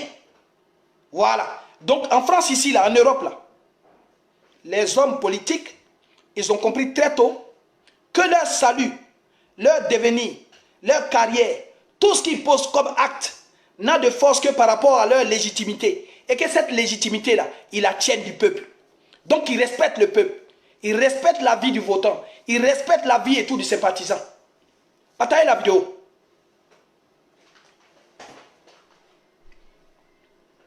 Voilà. Vous avez la possibilité de dire partenaire, partenaire. Lorsque Maman Simone Gbagbo s'assoit pour dire qu'il y a des avancées, vous savez que c'est une femme politique et que le président Laurent Gbagbo n'est pas rentré par hasard. C'est des négociations. Et le fait même de voir que le passeport de Charles de Goudet coince, vous devez comprendre que c'est des négociations. Et que celui qui a un pouvoir discrétionnaire sur l'attribution de ce passeport-là, il s'appelle Alassane Ouattara. Moi, Modo, j'ai beau critiquer Ouattara, si je vais faire mon passeport, je vais aller à l'ambassade de la Côte d'Ivoire. Si l'ambassade de la Côte d'Ivoire refuse de donner mon passeport, je vais rentrer en négociation. Je ne peux pas faire autrement. Donc, vous ne pouvez pas dire hier aux gens, quand moi je faisais mes vidéos, je disais, le président Alassane Ouattara, Maître Abiba, si tu me regardes, c'est toi qui me disais que Alassane Ouattara n'est pas le président de la Côte d'Ivoire, c'est un chef d'État. Mais aujourd'hui, là, quand vous asseyez sur les plateaux télé, vous dites le président Ouattara. Il était fait comprendre ici que quand vous dites que le président Ouattara n'est pas président, là, à l'ONU, quand on met l'écriteau, on met Côte d'Ivoire, qui s'assoit derrière ça? Je vous ai dit que c'est factuel. Très tôt, je vous ai dit que c'est factuel, c'est pragmatique. Tu le veux, tu ne le veux pas, tu es content, tu n'es pas content. Toutes les instances extérieures, internationales de la Côte d'Ivoire sont dirigées et tout par Alassane Ouattara. Tu le veux, tu ne le veux pas, le chéquier de la Côte d'Ivoire, où c'est mis Trésor public ivoirien, celui qui fait la signature là, il s'appelle Alassane Ouattara. C'est une invention de ma part? Est-ce une invention de ma part? Il faut arrêter d'accuser Simone Gbagbo. Voilà. Aujourd'hui, j'ai envie de vous dire, vous avez dit que le ministre Monet n'est pas parti et tout chez Simone Gbagbo, lui signifiait qu'elle n'était pas la bienvenue et tout à l'aéroport. Vous avez fait ça. Le ministre Monet est bel et bien parti dire à Simone Gbagbo qu'elle n'est pas la bienvenue à l'aéroport. Mais la bienvenue là en tant que qui? Si le monsieur ne veut plus d'elle, en tant qu'épouse, elle est la deuxième vice-présidente du FPI. C'est son droit dans un événement politique majeur comme ceci, où son camarade politique Laurent Gbagbo vient de prison, de venir lui dire bonne arrivée, à quoi bas? Mais ça là encore là, vous avez voulu nous faire comprendre que Maître Dadji avait tort. La réalité est sortie à l'aéroport. Nous sommes dans un combat physique, métaphysique et spirituel. Voilà. Ne fais pas ce combat-là qui peut. Si tu n'as pas Dieu avec toi là, il faut sortir. Parce qu'il y a trop de mensonges dedans. Si tu n'as pas Dieu avec toi là, il faut sortir. Si tu n'as pas une inspiration divine, il faut sortir. Si tu ne crois pas en Dieu, il faut sortir.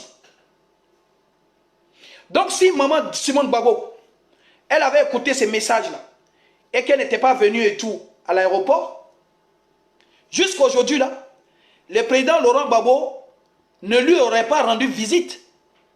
Il n'aurait pas rendu visite à ses enfants. Mais est-ce que vous imaginez la violence, la violence que vous nous faites en fait?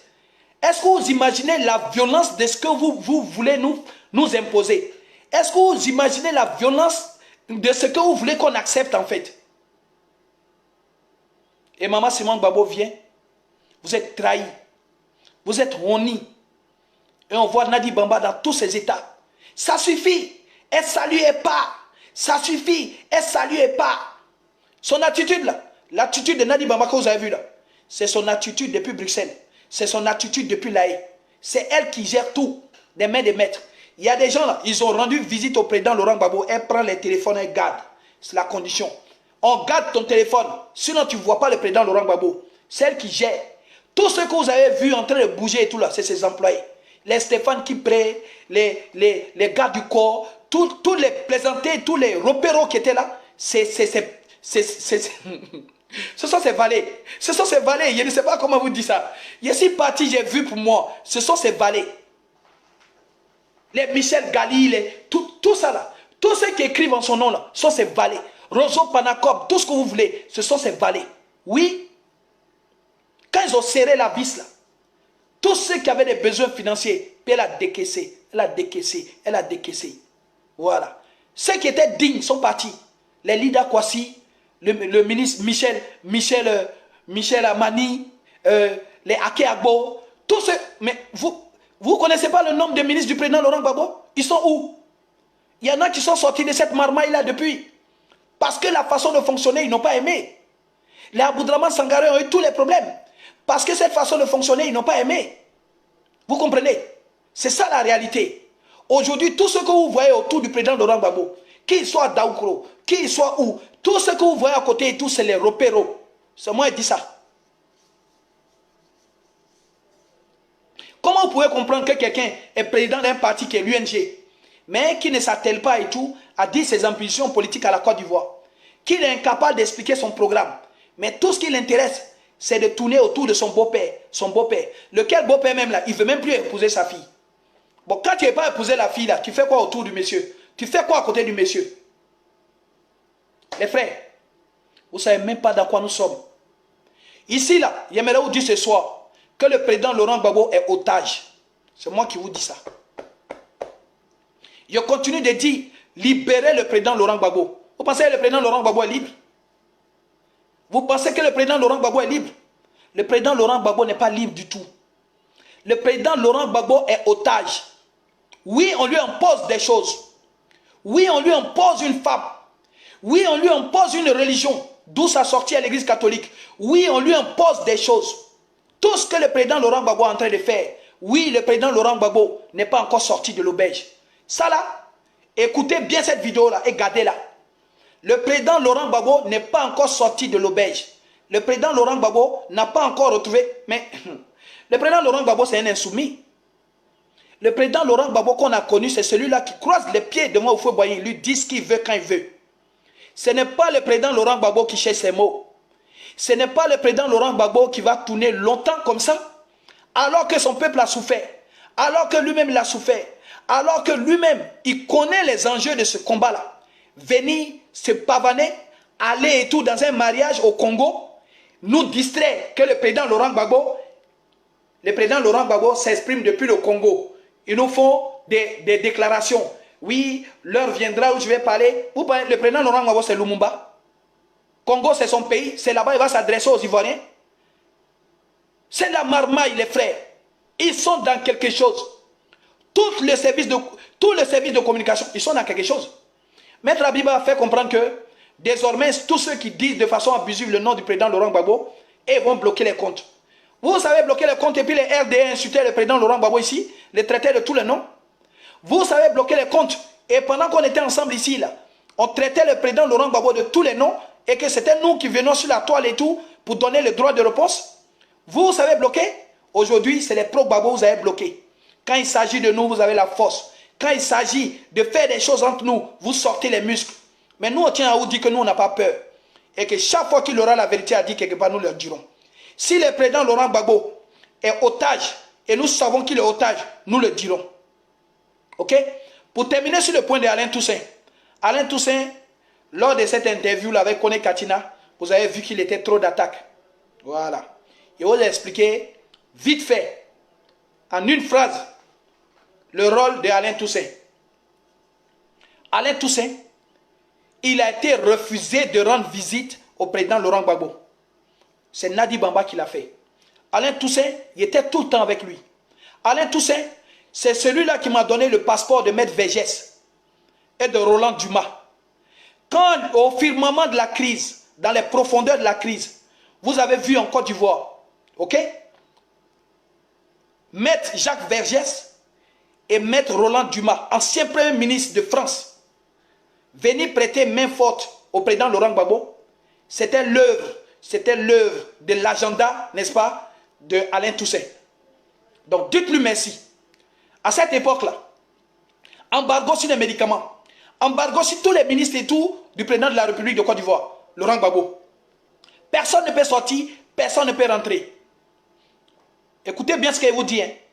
Alors que suite à des rumeurs que je vais circonscrire ici, les gens avaient amené le président Laurent Gbagbo à renvoyer Alain Toussaint.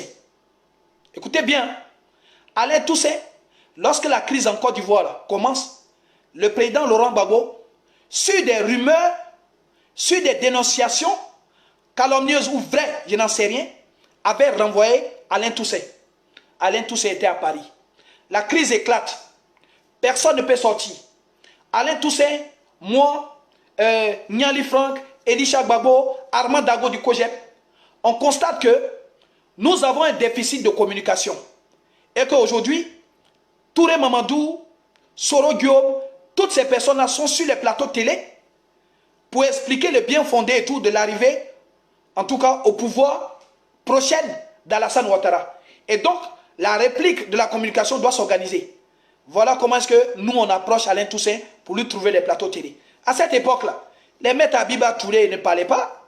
À cette époque-là, les Willy Blanc n'existaient pas. À cette époque-là, il n'y avait pas la résistance parisienne. Voilà. La seule résistance, elle était télévisée. Alain Toussaint, de son propre chef, amoureux du pays, décide alors de commencer à parler du président Laurent Gbagbo, d'expliquer ce qu'il est sur les plateaux télé. Et au fil du temps, après 2 ou 3 émissions, le portable d'Alain Toussaint sonne. Le président le remercie pour ce qu'il a commencé, mais qu'il doit continuer. Maman Simone Gbagbo appelle Alain Toussaint pour dire, et ce jour-là, j'étais là, pour dire, continue le travail que tu as commencé. Et paix à l'âme du grand frère William Atebi. Parce que William Atebi, à cette époque-là, était aussi sur Paris, le député de Yopougon. Et je lui trouvais aussi des plateaux télé. Donc, par moment, j'étais là, quand maman Simone Gbagbo appelait, il était important pour nous d'utiliser des personnes ressources qui étaient en Côte d'Ivoire, qui connaissent la situation, qui étaient proches du président Laurent Gbagbo, sur les plateaux télé pour expliquer la voix des sans-voix que nous étions. Pourquoi le président Laurent Gbagbo éjecte un conseiller, Alain Toussaint? et dans la profondeur de la crise, le reconduit. Vous comprenez? Le reconduit. Soit il est bon, soit il est mauvais, peu importe la situation. Je vous ai dit tout à l'heure, allez-y doucement avec moi. Voilà. Je suis une vraie mémoire vivante et tout de cette lutte-là. Voilà. J'étais à Kléber, j'étais à Marcoussis. Je peux vous montrer des vidéos d'Alain Toussaint à Kléber, d'Alain Toussaint à Marcoussis, où le président quitte en Italie pour venir. Je peux vous montrer les Brigitte Kuyot. Je peux vous montrer les personnes qui étaient là. Donc quand vous venez là, et vous découvrez la lutte, les Steve Biko, Mauritanie, etc. Quand vous quittez boire les laits des vaches là-bas ou bien des dromadaires là, et puis vous pensez que vous connaissez la Côte d'Ivoire, vous avez dit ci, vous avez dit ça. Depuis tout à l'heure, je suis en train de vous donner des faits avec des noms. Et je mets tous ceux qui sont indexés dedans là, de me mettre au défi si c'est faux. Alors, Alain Toussaint reprend du service. Mais est-ce que vous connaissez l'homme noir? Est-ce que vous connaissez les FPI? Au fur et à mesure qu'Alain Toussaint, pas si BFM, si ITélé, défend la cause du président Laurent Gbagbo, Alain Toussaint gagne en grade. Donc la méchanceté de l'homme noir va commencer. Il est question pour eux de se réunir. Ils se sont réunis où? Bernard Oudin, ok? Kone Katina et Odeouri, ils se sont réunis au Ghana et ils ont décidé désormais et tout de créer un porte-parole pour le président Laurent Gbagbo. En collaboration avec Nadi Bamba, qui va valider le tout. Au sorti de cette discussion, est nommé porte-parole du président Laurent Gbagbo, Kone Katina. Deuxième porte-parole du président Laurent Gbagbo, Bernard Oudin. Et les frères, c'était la désolation. Tout simplement parce que Alain Toussaint prenait en grade et qu'il faisait un travail remarquable et tout pour la Côte d'Ivoire. Alain Toussaint a été éjecté. Et à partir de ce moment-là, cette période-là, je peux vous montrer à la télé comment est-ce qu'on intitulait Alain Toussaint, conseiller du président Laurent Gbagbo. Alain Toussaint, conseiller du président Laurent Gbagbo. Et à un moment donné, vous avez vu à la télé, Alain Toussaint, ex-conseiller du président Laurent Gbagbo. Donc quand ils ont fini de définir le porte-parole là-bas, ils ont envoyé maintenant les dépêches dans les presses, dans les maisons de presse, pour dire qu'Alain Toussaint, s'il parle sur un plateau télé, il parle à son nom personnel, sinon ce n'est pas le porte-parole du président Laurent Gbagbo et que le porte-parole du président Laurent Gbagbo s'appelle Kone Katina. Les frères, est-ce qu'on peut faire ça? Est-ce qu'on peut être méchant à ce point-là? Donc quand vous voyez Alain Toussaint, et puis il pose les questions virulentes et tout à Kone Katina, il pose des questions concernant le président Laurent Gbagbo, c'est une amertume, hein? C'est de l'ingratitude. Le FPI, c'est la cristallisation, la matérialisation de l'ingratitude. Durant tout le séjour du président Laurent Gbagbo à l'AE, ils ont toujours refusé toutes les demandes et tout de Alain Toussaint. Mais pourquoi on peut faire ça? Quelqu'un qui décide de travailler pour vous de façon bénévole, parce que c'est de ça qu'il s'agit. J'ai mangé, moi, j'ai mangé des kebabs, 5 € avec Alain Toussaint. Il y a des émissions télé, on partait faire. Certains parmi nous sautaient le métro, ils prenaient des contraventions. Et après, nous, on a réfléchi, on a dit que ce n'était pas sérieux tout ça. On ne peut pas être porte-parole du président Laurent Gbagbo sans en avoir les moyens. J'ai appelé le petit frère de Zab Krasso, que je tairai son nom ici, entrepreneur, un de mes amis. Et il a mis une Volkswagen Touareg à la disposition d'Alain Toussaint. Parce qu'il fallait donner une allure à Alain Toussaint. Quand il descend sur un plateau télé, on doit savoir que c'est le porte-parole du gouvernement, c'est le porte-parole du président Laurent Gbagbo, et il en a les moyens. Les frères, on a travaillé trop, on a trop dépensé. La Touareg, là, le plein de la Touareg, ça fait 300 €, ok? Pour tourner, pour parler de la Côte d'Ivoire. J'ai acheté un livre qu'on appelle Mediasig. Mediasig, dedans, tu as toutes les ambassades au monde, tu as tous les médias au monde. On passe les coups de fil en anglais, en allemand, pour obtenir et tout des interviews, pour parler avec Thabo Mbeki, pour parler avec des avocats sud-africains, etc. Il n'y a même pas où dire ce qu'on a fait dans notre vie. Tout ça là, avec nos fonds propres. Vous asseyez aujourd'hui, bande d'arrivistes, bande d'usurpateurs, vous asseyez, c'est vous qui parlez de la lutte. Vous étiez où quand le président Laurent Gbagbo avait des difficultés? Vous avez mangé avec lui. Vous avez mangé à sa table. Il vous a nommé vos enfants. Vous avez prospéré. Le président Laurent Gbagbo est tombé, vous avez disparu. Des gens ont fait le combat parce qu'ils ont cru. Ils ont cru en l'homme. Des gens ont fait le combat parce qu'ils ont compris que l'homme, il était si bien que ce qui lui est reproché, n'est-ce pas, est irréprochable, est inconcevable. Et on a donné de notre temps, de notre âme, de notre argent. Aujourd'hui, là, c'est vous qui l'amenez et tout à vous remercier. Vous l'amenez tellement à vous remercier qu'il vous remercie pour les 200 km que vous avez fait. Vous pouvez calculer ce que nous, on a donné au président Laurent Gbagbo. Vous pouvez calculer. Quand on prend les voitures de location ici à 600 € pour aller rendre visite au président Laurent Gbagbo et Charles Blé Goudé, aller-retour, vous savez combien de fois on a fait ça? Vous pouvez calculer. Les frères, tout ce qui se passe aujourd'hui autour du président Laurent Gbagbo, c'est qu'il est dans une nasse. Les gens ne le lassent pas. C'est-à-dire que les mêmes qui ont facilité sa chute, lorsqu'il est tombé, ils ont cru que sa chute allait l'emporter. Quand la riposte s'est organisée, ces mêmes-là encore sont revenus pour éjecter ceux qui soutiennent le président Laurent Gbagbo pour prendre la place. Ça veut dire, c'est le même scénario comme la guerre de France. Pour la libération de la France a eu besoin des Algériens. La France a eu besoin et tout des tirailleurs. La France a eu besoin et tout, par l'intermédiaire de De Gaulle, de rester à Londres, de lancer les appels aux alliés, les Américains. Vous allez en Normandie, cimetière des Américains, c'est baissé là-bas. Vous allez partout en Normandie, que des morts pour les Français. Mais les tirailleurs, l'histoire de France raconte que le soldat inconnu, quand vous voyez, quand vous allez sur l'Arc de Triomphe, quand vous allez sur les Champs-Élysées, le soldat inconnu c'est un noir. Lorsque les noirs ont commencé à rentrer dans Paris pour enlever les nazis, ils ont fait quoi? Ils ont dit stop à la progression et tout des noirs et ils ont fait rentrer et tout de façon triomphale tous les blancs et tout, comme quoi c'est les blancs qui ont libéré Paris, comme quoi c'est les blancs qui ont libéré la France. C'est la même chose. Nous avons fait un travail colossal et vers la fin 2015, nous avons vu les gens, le président Laurent Gbagbo le dit si bien, Nadi Bamba est quitté au Ghana pour venir le trouver.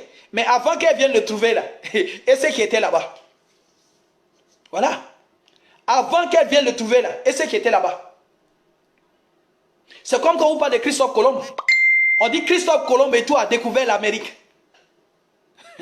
Ça c'est au point de vue occidental. Mais quand Christophe Colomb a atteint l'Amérique là, et puis il a envoyé un message pour dire qu'il a découvert un nouveau continent là. Vous n'avez pas vu que les Amérindiens étaient déjà là-bas? Les Indiens étaient déjà là-bas. Donc pendant que lui il pense qu'il a découvert l'Amérique là, mais il a découvert l'Amérique avec ses habitants. Mais est-ce que tu peux avoir découvert l'Amérique avant ceux qui y habitent? C'est la même chose. C'est la même chose. En France ici, je peux vous donner les noms tout de suite. Après la libération du président Laurent Gbagbo, quand il allait en Belgique, comment est-ce que la dame Nadi Bamba a rédigé la liste des personnes que le président Laurent Gbagbo va appeler personnellement pour remercier dans la résistance? On peut faire ça. On peut faire ça. Si on vous donne un certain nombre de noms là, vous-même là, vous n'avez jamais entendu les noms là sur les réseaux sociaux. Mais ils ont été appelés, ils ont été remerciés. Ils ont été remerciés comme menant le bon combat. Ils ont été remerciés pour ce qu'ils ont fait. En gros, je suis en train de vous dire que nous sommes dans un combat où les gens ne sont pas à leur place. De la même façon, le président Laurent Gbagbo était mal entouré. Et puis, il est tombé là. C'est les mêmes personnes là aujourd'hui qui sont encore en train de l'entourer pour l'empêcher et tout de voir les choses objectivement. Voilà. Vous comprenez? Et moi, je n'aime pas l'ingratitude, je n'aime pas la méchanceté. Maman Simone Gbagbo ne mérite pas ça. Maman Simone Gbagbo, le président Laurent Gbagbo fait accident. Il est blessé au pied, elle est blessée au bras. Il est blessé à la tête, elle est blessée au bras. Ok? Il va en prison, elle va en prison. Quand elle a la cellule 2, elle a la cellule 3. Ils ont vécu ensemble. Le monsieur Aboudraman Sangaré, le gardien du temple, il vous fait comprendre que maman Simone Gbagbo a décidé de leur proposer de créer un parti politique. Ils étaient transis de peur. Ils étaient apeurés. Ils se sont terrés. Tellement l'idée qu'elle venait de soulever et tout était pour eux très dangereuse. Mais quand elle finit de faire ça, et que le FPI est né, et que des petits plaisantins comme les Gala Kolibi font des audios où ils la traitent de tous les noms, alors que Gala Kolibi, C'est le conseiller en communication de Odette Lorugnon. Vous voulez qu'on laisse les choses comme ça? Quand vous voyez une photo de Odette Lorugnon à Maman Simone Gbagbo, vous pensez que Maman Simone Gbagbo n'est pas consciente de ce qui se passe? Ce sont des photos de posture. Ce sont des photos politiques. Sinon, elle sait très bien qui la déteste. Maman Simone Gbagbo sait très bien le jeu que vous jouez. À l'époque, Maman Odette Lorugnon arrive à Paris. Vous aurez remarqué que quand les femmes sont âgées, moi je les appelle toujours maman. Voilà. Maman Odette Lorugnon arrive à Paris. J'interviens après elle et tout au Trocadéro. Contente et tout de ma prestation, on devient, n'est-ce pas, très proche, voire inséparable. Tous les jours, elle m'appelle. Tous les jours, elle m'appelle. Elle me fait comprendre que il va falloir créer une section FPI à Clamart avec 35 personnes dont je serai le président. Et qu'à partir de là, elle allait me présenter des personnalités et tout au FPI. Mais aujourd'hui, je me rends compte que comme mon intuition ne me trompe jamais, je n'ai pas écouté cette proposition. Mais elle allait me présenter qui? Elle allait me présenter Nadi Bamba, Demba Traoré, 40e vice-président du FPI. On parle de Maman Simone Gbagbo, vous me parlez de Demba Traoré. Des gens dont on ne retient même pas une phrase politique. Vous comprenez? Et un jour, lorsqu'on apprend que le président veut divorcer avec maman, je fais une vidéo pour expliquer au président, pour l'interpeller, que nous, dans notre subconscient, le président et elle constituent les deux faces et tout d'une même pièce de monnaie. Et que nous ne saurons et tout accepter leur séparation. Autrement dit, cette pièce-là serait inutilisable. Et donc, je mettais déjà en garde le président Laurent Gbagbo contre une impopularité le jour où il va décider de se séparer de Maman Simone Gbagbo. Juste après ma vidéo, comment elle s'appelle déjà? Ah là là là là. Cette dame-là qui se promène avec les Jacqueline Bailly. Chikaya. Alors, Chikaya m'appelle que Maman Odette Lorugnon veut te parler. Je prends le téléphone. Oui, mon fils. Je vais te tirer les oreilles, hein.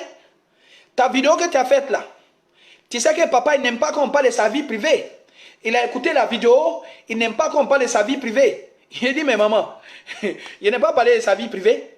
Et lui a simplement dit qu'en Côte d'Ivoire, on a toujours eu pour habitude de le voir avec Maman Simone Gbagbo. Et leur parcours est un parcours d'ensemble, est un parcours commun. Et donc, de mon regard d'observateur, d'analyste politique, je pense qu'il serait inopportun et tout pour le président Laurent Gbagbo de se séparer d'elle. Parce que ça ne sera pas sans conséquence. On n'est pas dedans aujourd'hui. On n'est pas dedans aujourd'hui. Mais ce que je vais apprendre par la suite, c'est que elle m'interpellait sur cette façon d'aborder le sujet, puisque j'avais parlé en faveur de Maman Simone Gbagbo, et que eux-mêmes aujourd'hui travaillent avec Nadi Bamba. Donc cette division-là, la bataille de Kirina dont parlait Johnny, et dont on parlait Johnny et moi, aujourd'hui on est dans la bataille de Kirina en fait. Voilà. Aujourd'hui on est dans la bataille de Kirina. Donc quand vous voyez Gala Kolibi, conseiller en communication de Odette Lorugnon, président de OFI, des femmes, FPI, qui se comporte ainsi, ce n'est pas étonnant. Puisque sa matrone même, sa patronne même là, et même elle est dans la détestation cordiale et tout de Simone Gbagbo. Les frères, cette lutte-là, elle est trop compliquée. Elle est trop compliquée. Là, je n'ai pas assez de batterie. Je vais essayer de chuter. Alors, ce que je voulais vous dire aujourd'hui là, et ce que vous devez retenir et tout, Maman Simone Gbagbo, Charles Blé Goudé, ils sont attaqués parce que c'est ceux-là qui représentent encore le combat. Le combat patriotique là, le combat de la détermination et de la recherche et tout, de notre indépendance réelle, c'est ceux-là qui sont encore les garants. Ceux qui parlent aujourd'hui des traites, Big Togo l'a remercié. Mais en quoi le fait que Big Togo remercie Maman Simone Gbagbo est du fait de Simone Gbagbo? Big Togo a entendu des propos rassembleurs, des propos apaisants de Maman Simone Gbagbo, qui remercie en toute intelligence, en toute modestie, en toute humilité, le Cheikh Alassane Ouattara pour l'effort qu'il a fait concernant l'arrivée en Côte d'Ivoire du président Laurent Gbagbo et concernant l'attribution de son passeport, concernant aussi l'arrivée de certains cadres du FPI. À ce titre-là, Elle dit merci au président Laurent Gbagbo et surtout au président Alassane Ouattara. Vous vous insurgez parce que Bitogo a dit merci, n'est-ce pas, à Simone Gbagbo ou a cité son nom. Mais Bitogo lui-même là, que vaut-il? Ce vendeur d'oignons là, que vaut-il? C'est pas vous-même hier encore qui avez dit ici, on disait qu'il a volé et tout la victoire de Frère Estelle? Quelqu'un qui vole la victoire et tout à une députation à Beauville, que vaut-il? Quelqu'un qui est un usurpateur, comme il vient de dire tout à l'heure, c'est un usurpateur, c'est un parvenu, que vaut-il? Qu'est-ce que valent ses propos pour venir nous bassiner et tout, Bitogo, Bitogo? Pourquoi? Soudainement, de façon abracadabrantesque, les paroles de Bitogo seraient devenues paroles d'évangile, seraient devenues très, très, très importantes et tout pour vous aujourd'hui, parce que vous êtes des marmailleurs, parce que vous n'êtes pas dans la justice, parce que vous faites tout à géométrie variable, parce que vous êtes dans le deux poids deux mesures, parce que vous êtes dans la détestation pour un oui, pour un non de maman Simone Gbagbo, parce que vous avez décidé de faire d'elle le mouton noir, parce que vous avez décidé de faire d'elle votre bouc émissaire. Mais vous allez trouver des gens sur votre chemin, vous allez trouver des gens debout et tout pour défendre maman Simone Gbagbo. La vie n'est pas faite d'ingratitude. Vous êtes ingrat envers Alain Toussaint. Vous êtes ingrat envers Papa Jo Mamadou. Vous êtes ingrat envers les résistants. Ça fait combien de jours le président Laurent Gbagbo en Côte d'Ivoire? Vous n'êtes même pas capable dans son staff de lui dire à un moment donné, dis merci à la diaspora. Oui, le président Laurent Gbagbo, lorsqu'il arrive en Côte d'Ivoire, il pleure quelques instants. Il pleure le décès de sa mère. Mais combien de personnes sont décédées pour lui? Combien de personnes ont eu leurs parents décédés, ils ne peuvent pas aller en Côte d'Ivoire de peur des représailles? Combien de personnes? Lui, il a 76 ans. Oui, lui, son papa, sa maman l'a vu président de la République. Oui, il a pu donner un certain nombre de choses à sa maman. Il a pu l'entretenir, il a pu envoyer l'ascenseur et tout à sa maman. Et ceux qui n'ont pas pu le faire, de par leur fraîcheur, de par leur jeunesse, de par le caractère candide de ce qu'ils étaient, ceux qui ont tout perdu dans la fleur même de l'âge, qu'est-ce qu'ils font? Et vous êtes là, au lieu d'orienter le président Laurent Gbagbo vers un combat homogène, vers un combat pragmatique, vous l'envoyez dans tous les sens.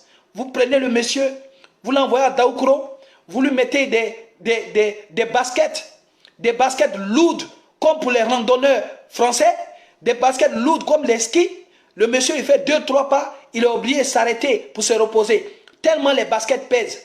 Vous partez lui mettre un chapeau dont il n'est pas habitué. Vous êtes obligé et tout d'être théâtral comme ça. C'est quoi ce folklore-là? Vous passez votre temps à nous, on nie. Un grand monsieur dont on attendait de grandes choses à son retour. Un grand monsieur dont on attendait de grands discours à son retour. Un grand monsieur qui était porteur d'espoir. Vous le réduisez aujourd'hui en train de lui mettre, à chaque fois, en train de lui mettre un cache-nez. Comme si lui-même, il ne pouvait pas mettre son cache-nez. Comme si vous êtes des infirmières. Comme si vous êtes des auxiliaires de vie à longueur de journée, en train de lui mettre des bavoirs. Quel signe vous donnez? Quel est le signe extérieur que vous donnez? Quelle est la constatation que vous donnez? La constatation de quelqu'un qui est affaibli? La constatation de quelqu'un qui ne peut pas faire les gestes par lui-même? La constatation de quelqu'un qui est fatigué? Mais s'il est fatigué, pourquoi vous ne le laissez pas se reposer? Pourquoi vous êtes obligé de le traîner ça et là comme une bête de foire? Pourquoi vous êtes obligé de le traîner ça et là comme les noix et tout dans les enclos au temps de l'esclavage? Pourquoi?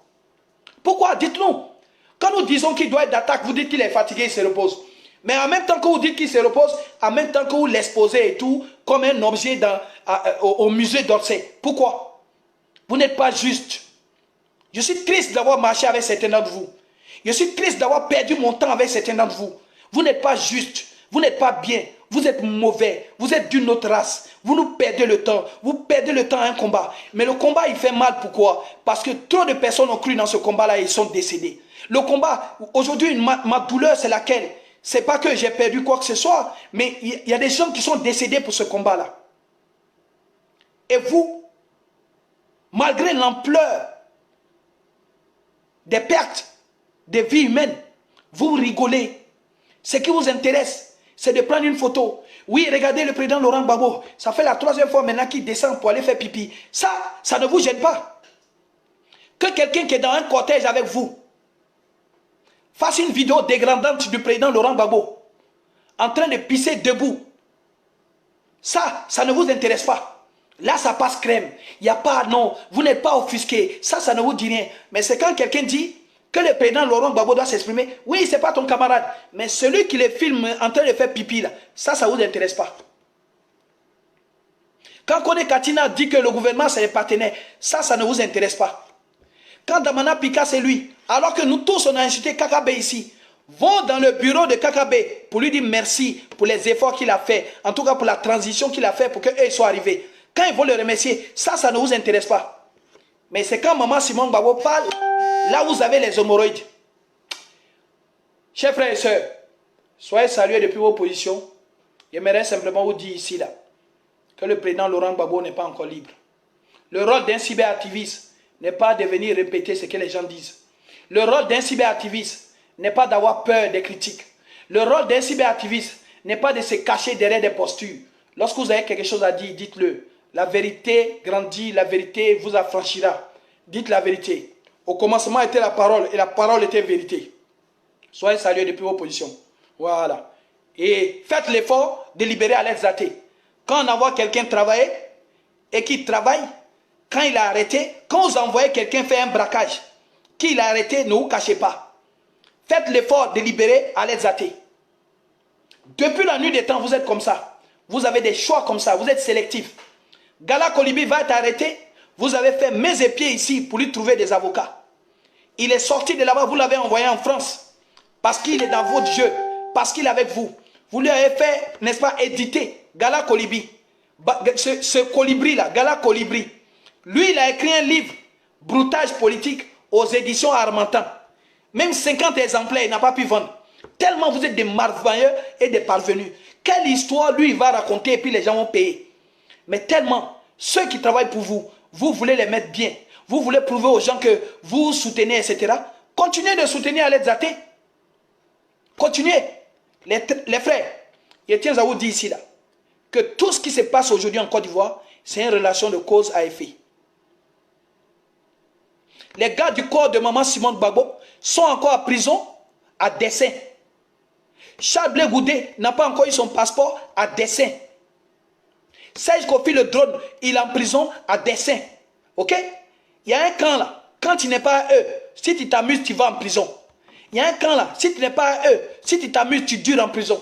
Il y a un camp là. Si tu n'es pas à eux, et ils vont te traquer. Ils bloquent tes vidéos. C'est eux. C'est le même camp. C'est le camp des faussaires. Le président Laurent Gbagbo dit, regardez ce qui s'est passé à l'aéroport. Et je vais finir par là.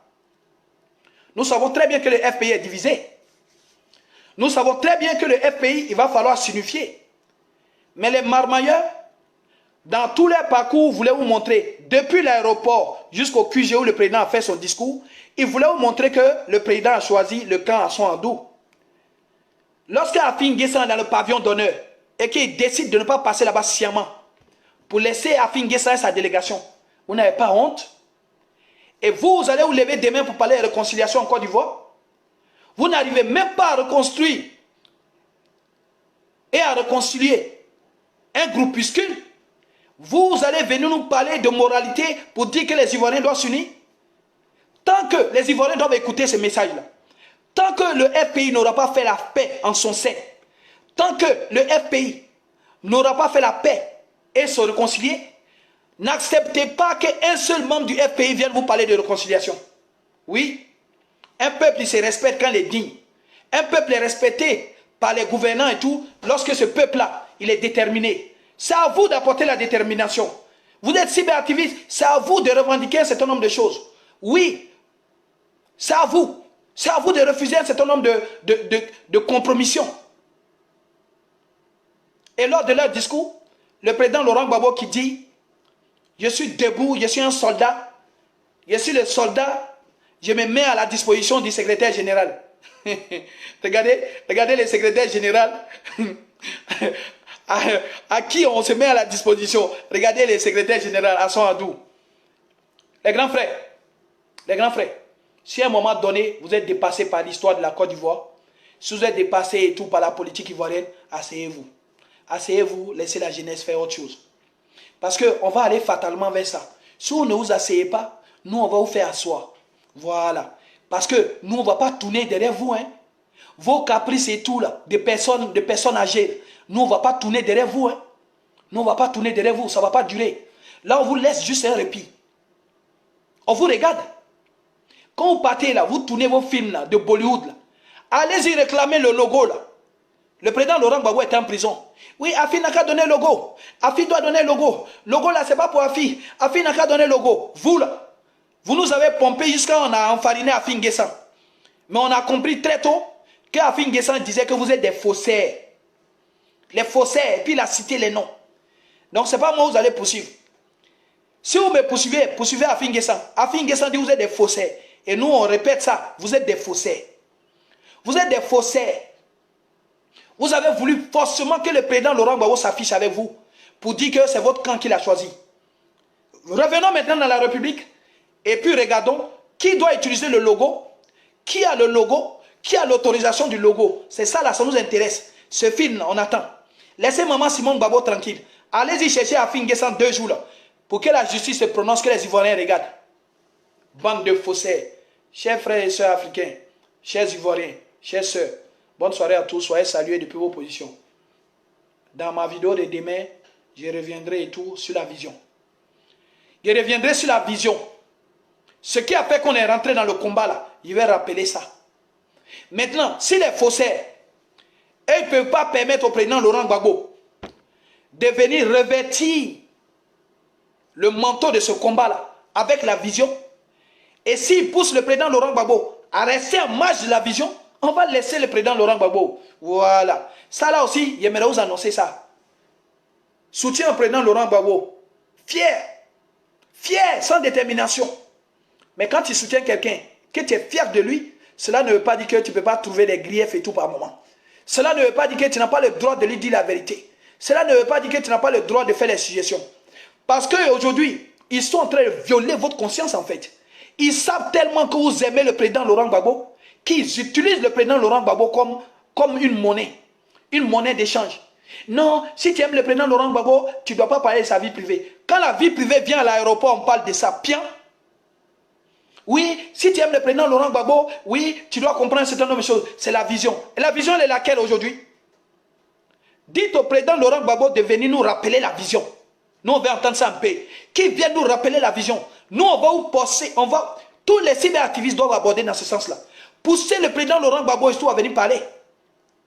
Il n'a qu'à nous redéfinir la vision. Qu'est-ce qu'on fait? Qu'est-ce qu'on fait? Quel est le cap? On suit quoi? Voilà. Mais avant ça, là, il n'a qu'à réconcilier d'abord le FPI. Il n'a qu'à diriger ça, nous on va voir un peu. Voilà. Quand on va voir ça, là, on va vous écouter. Mais dites-vous, hein, peu importe la personne.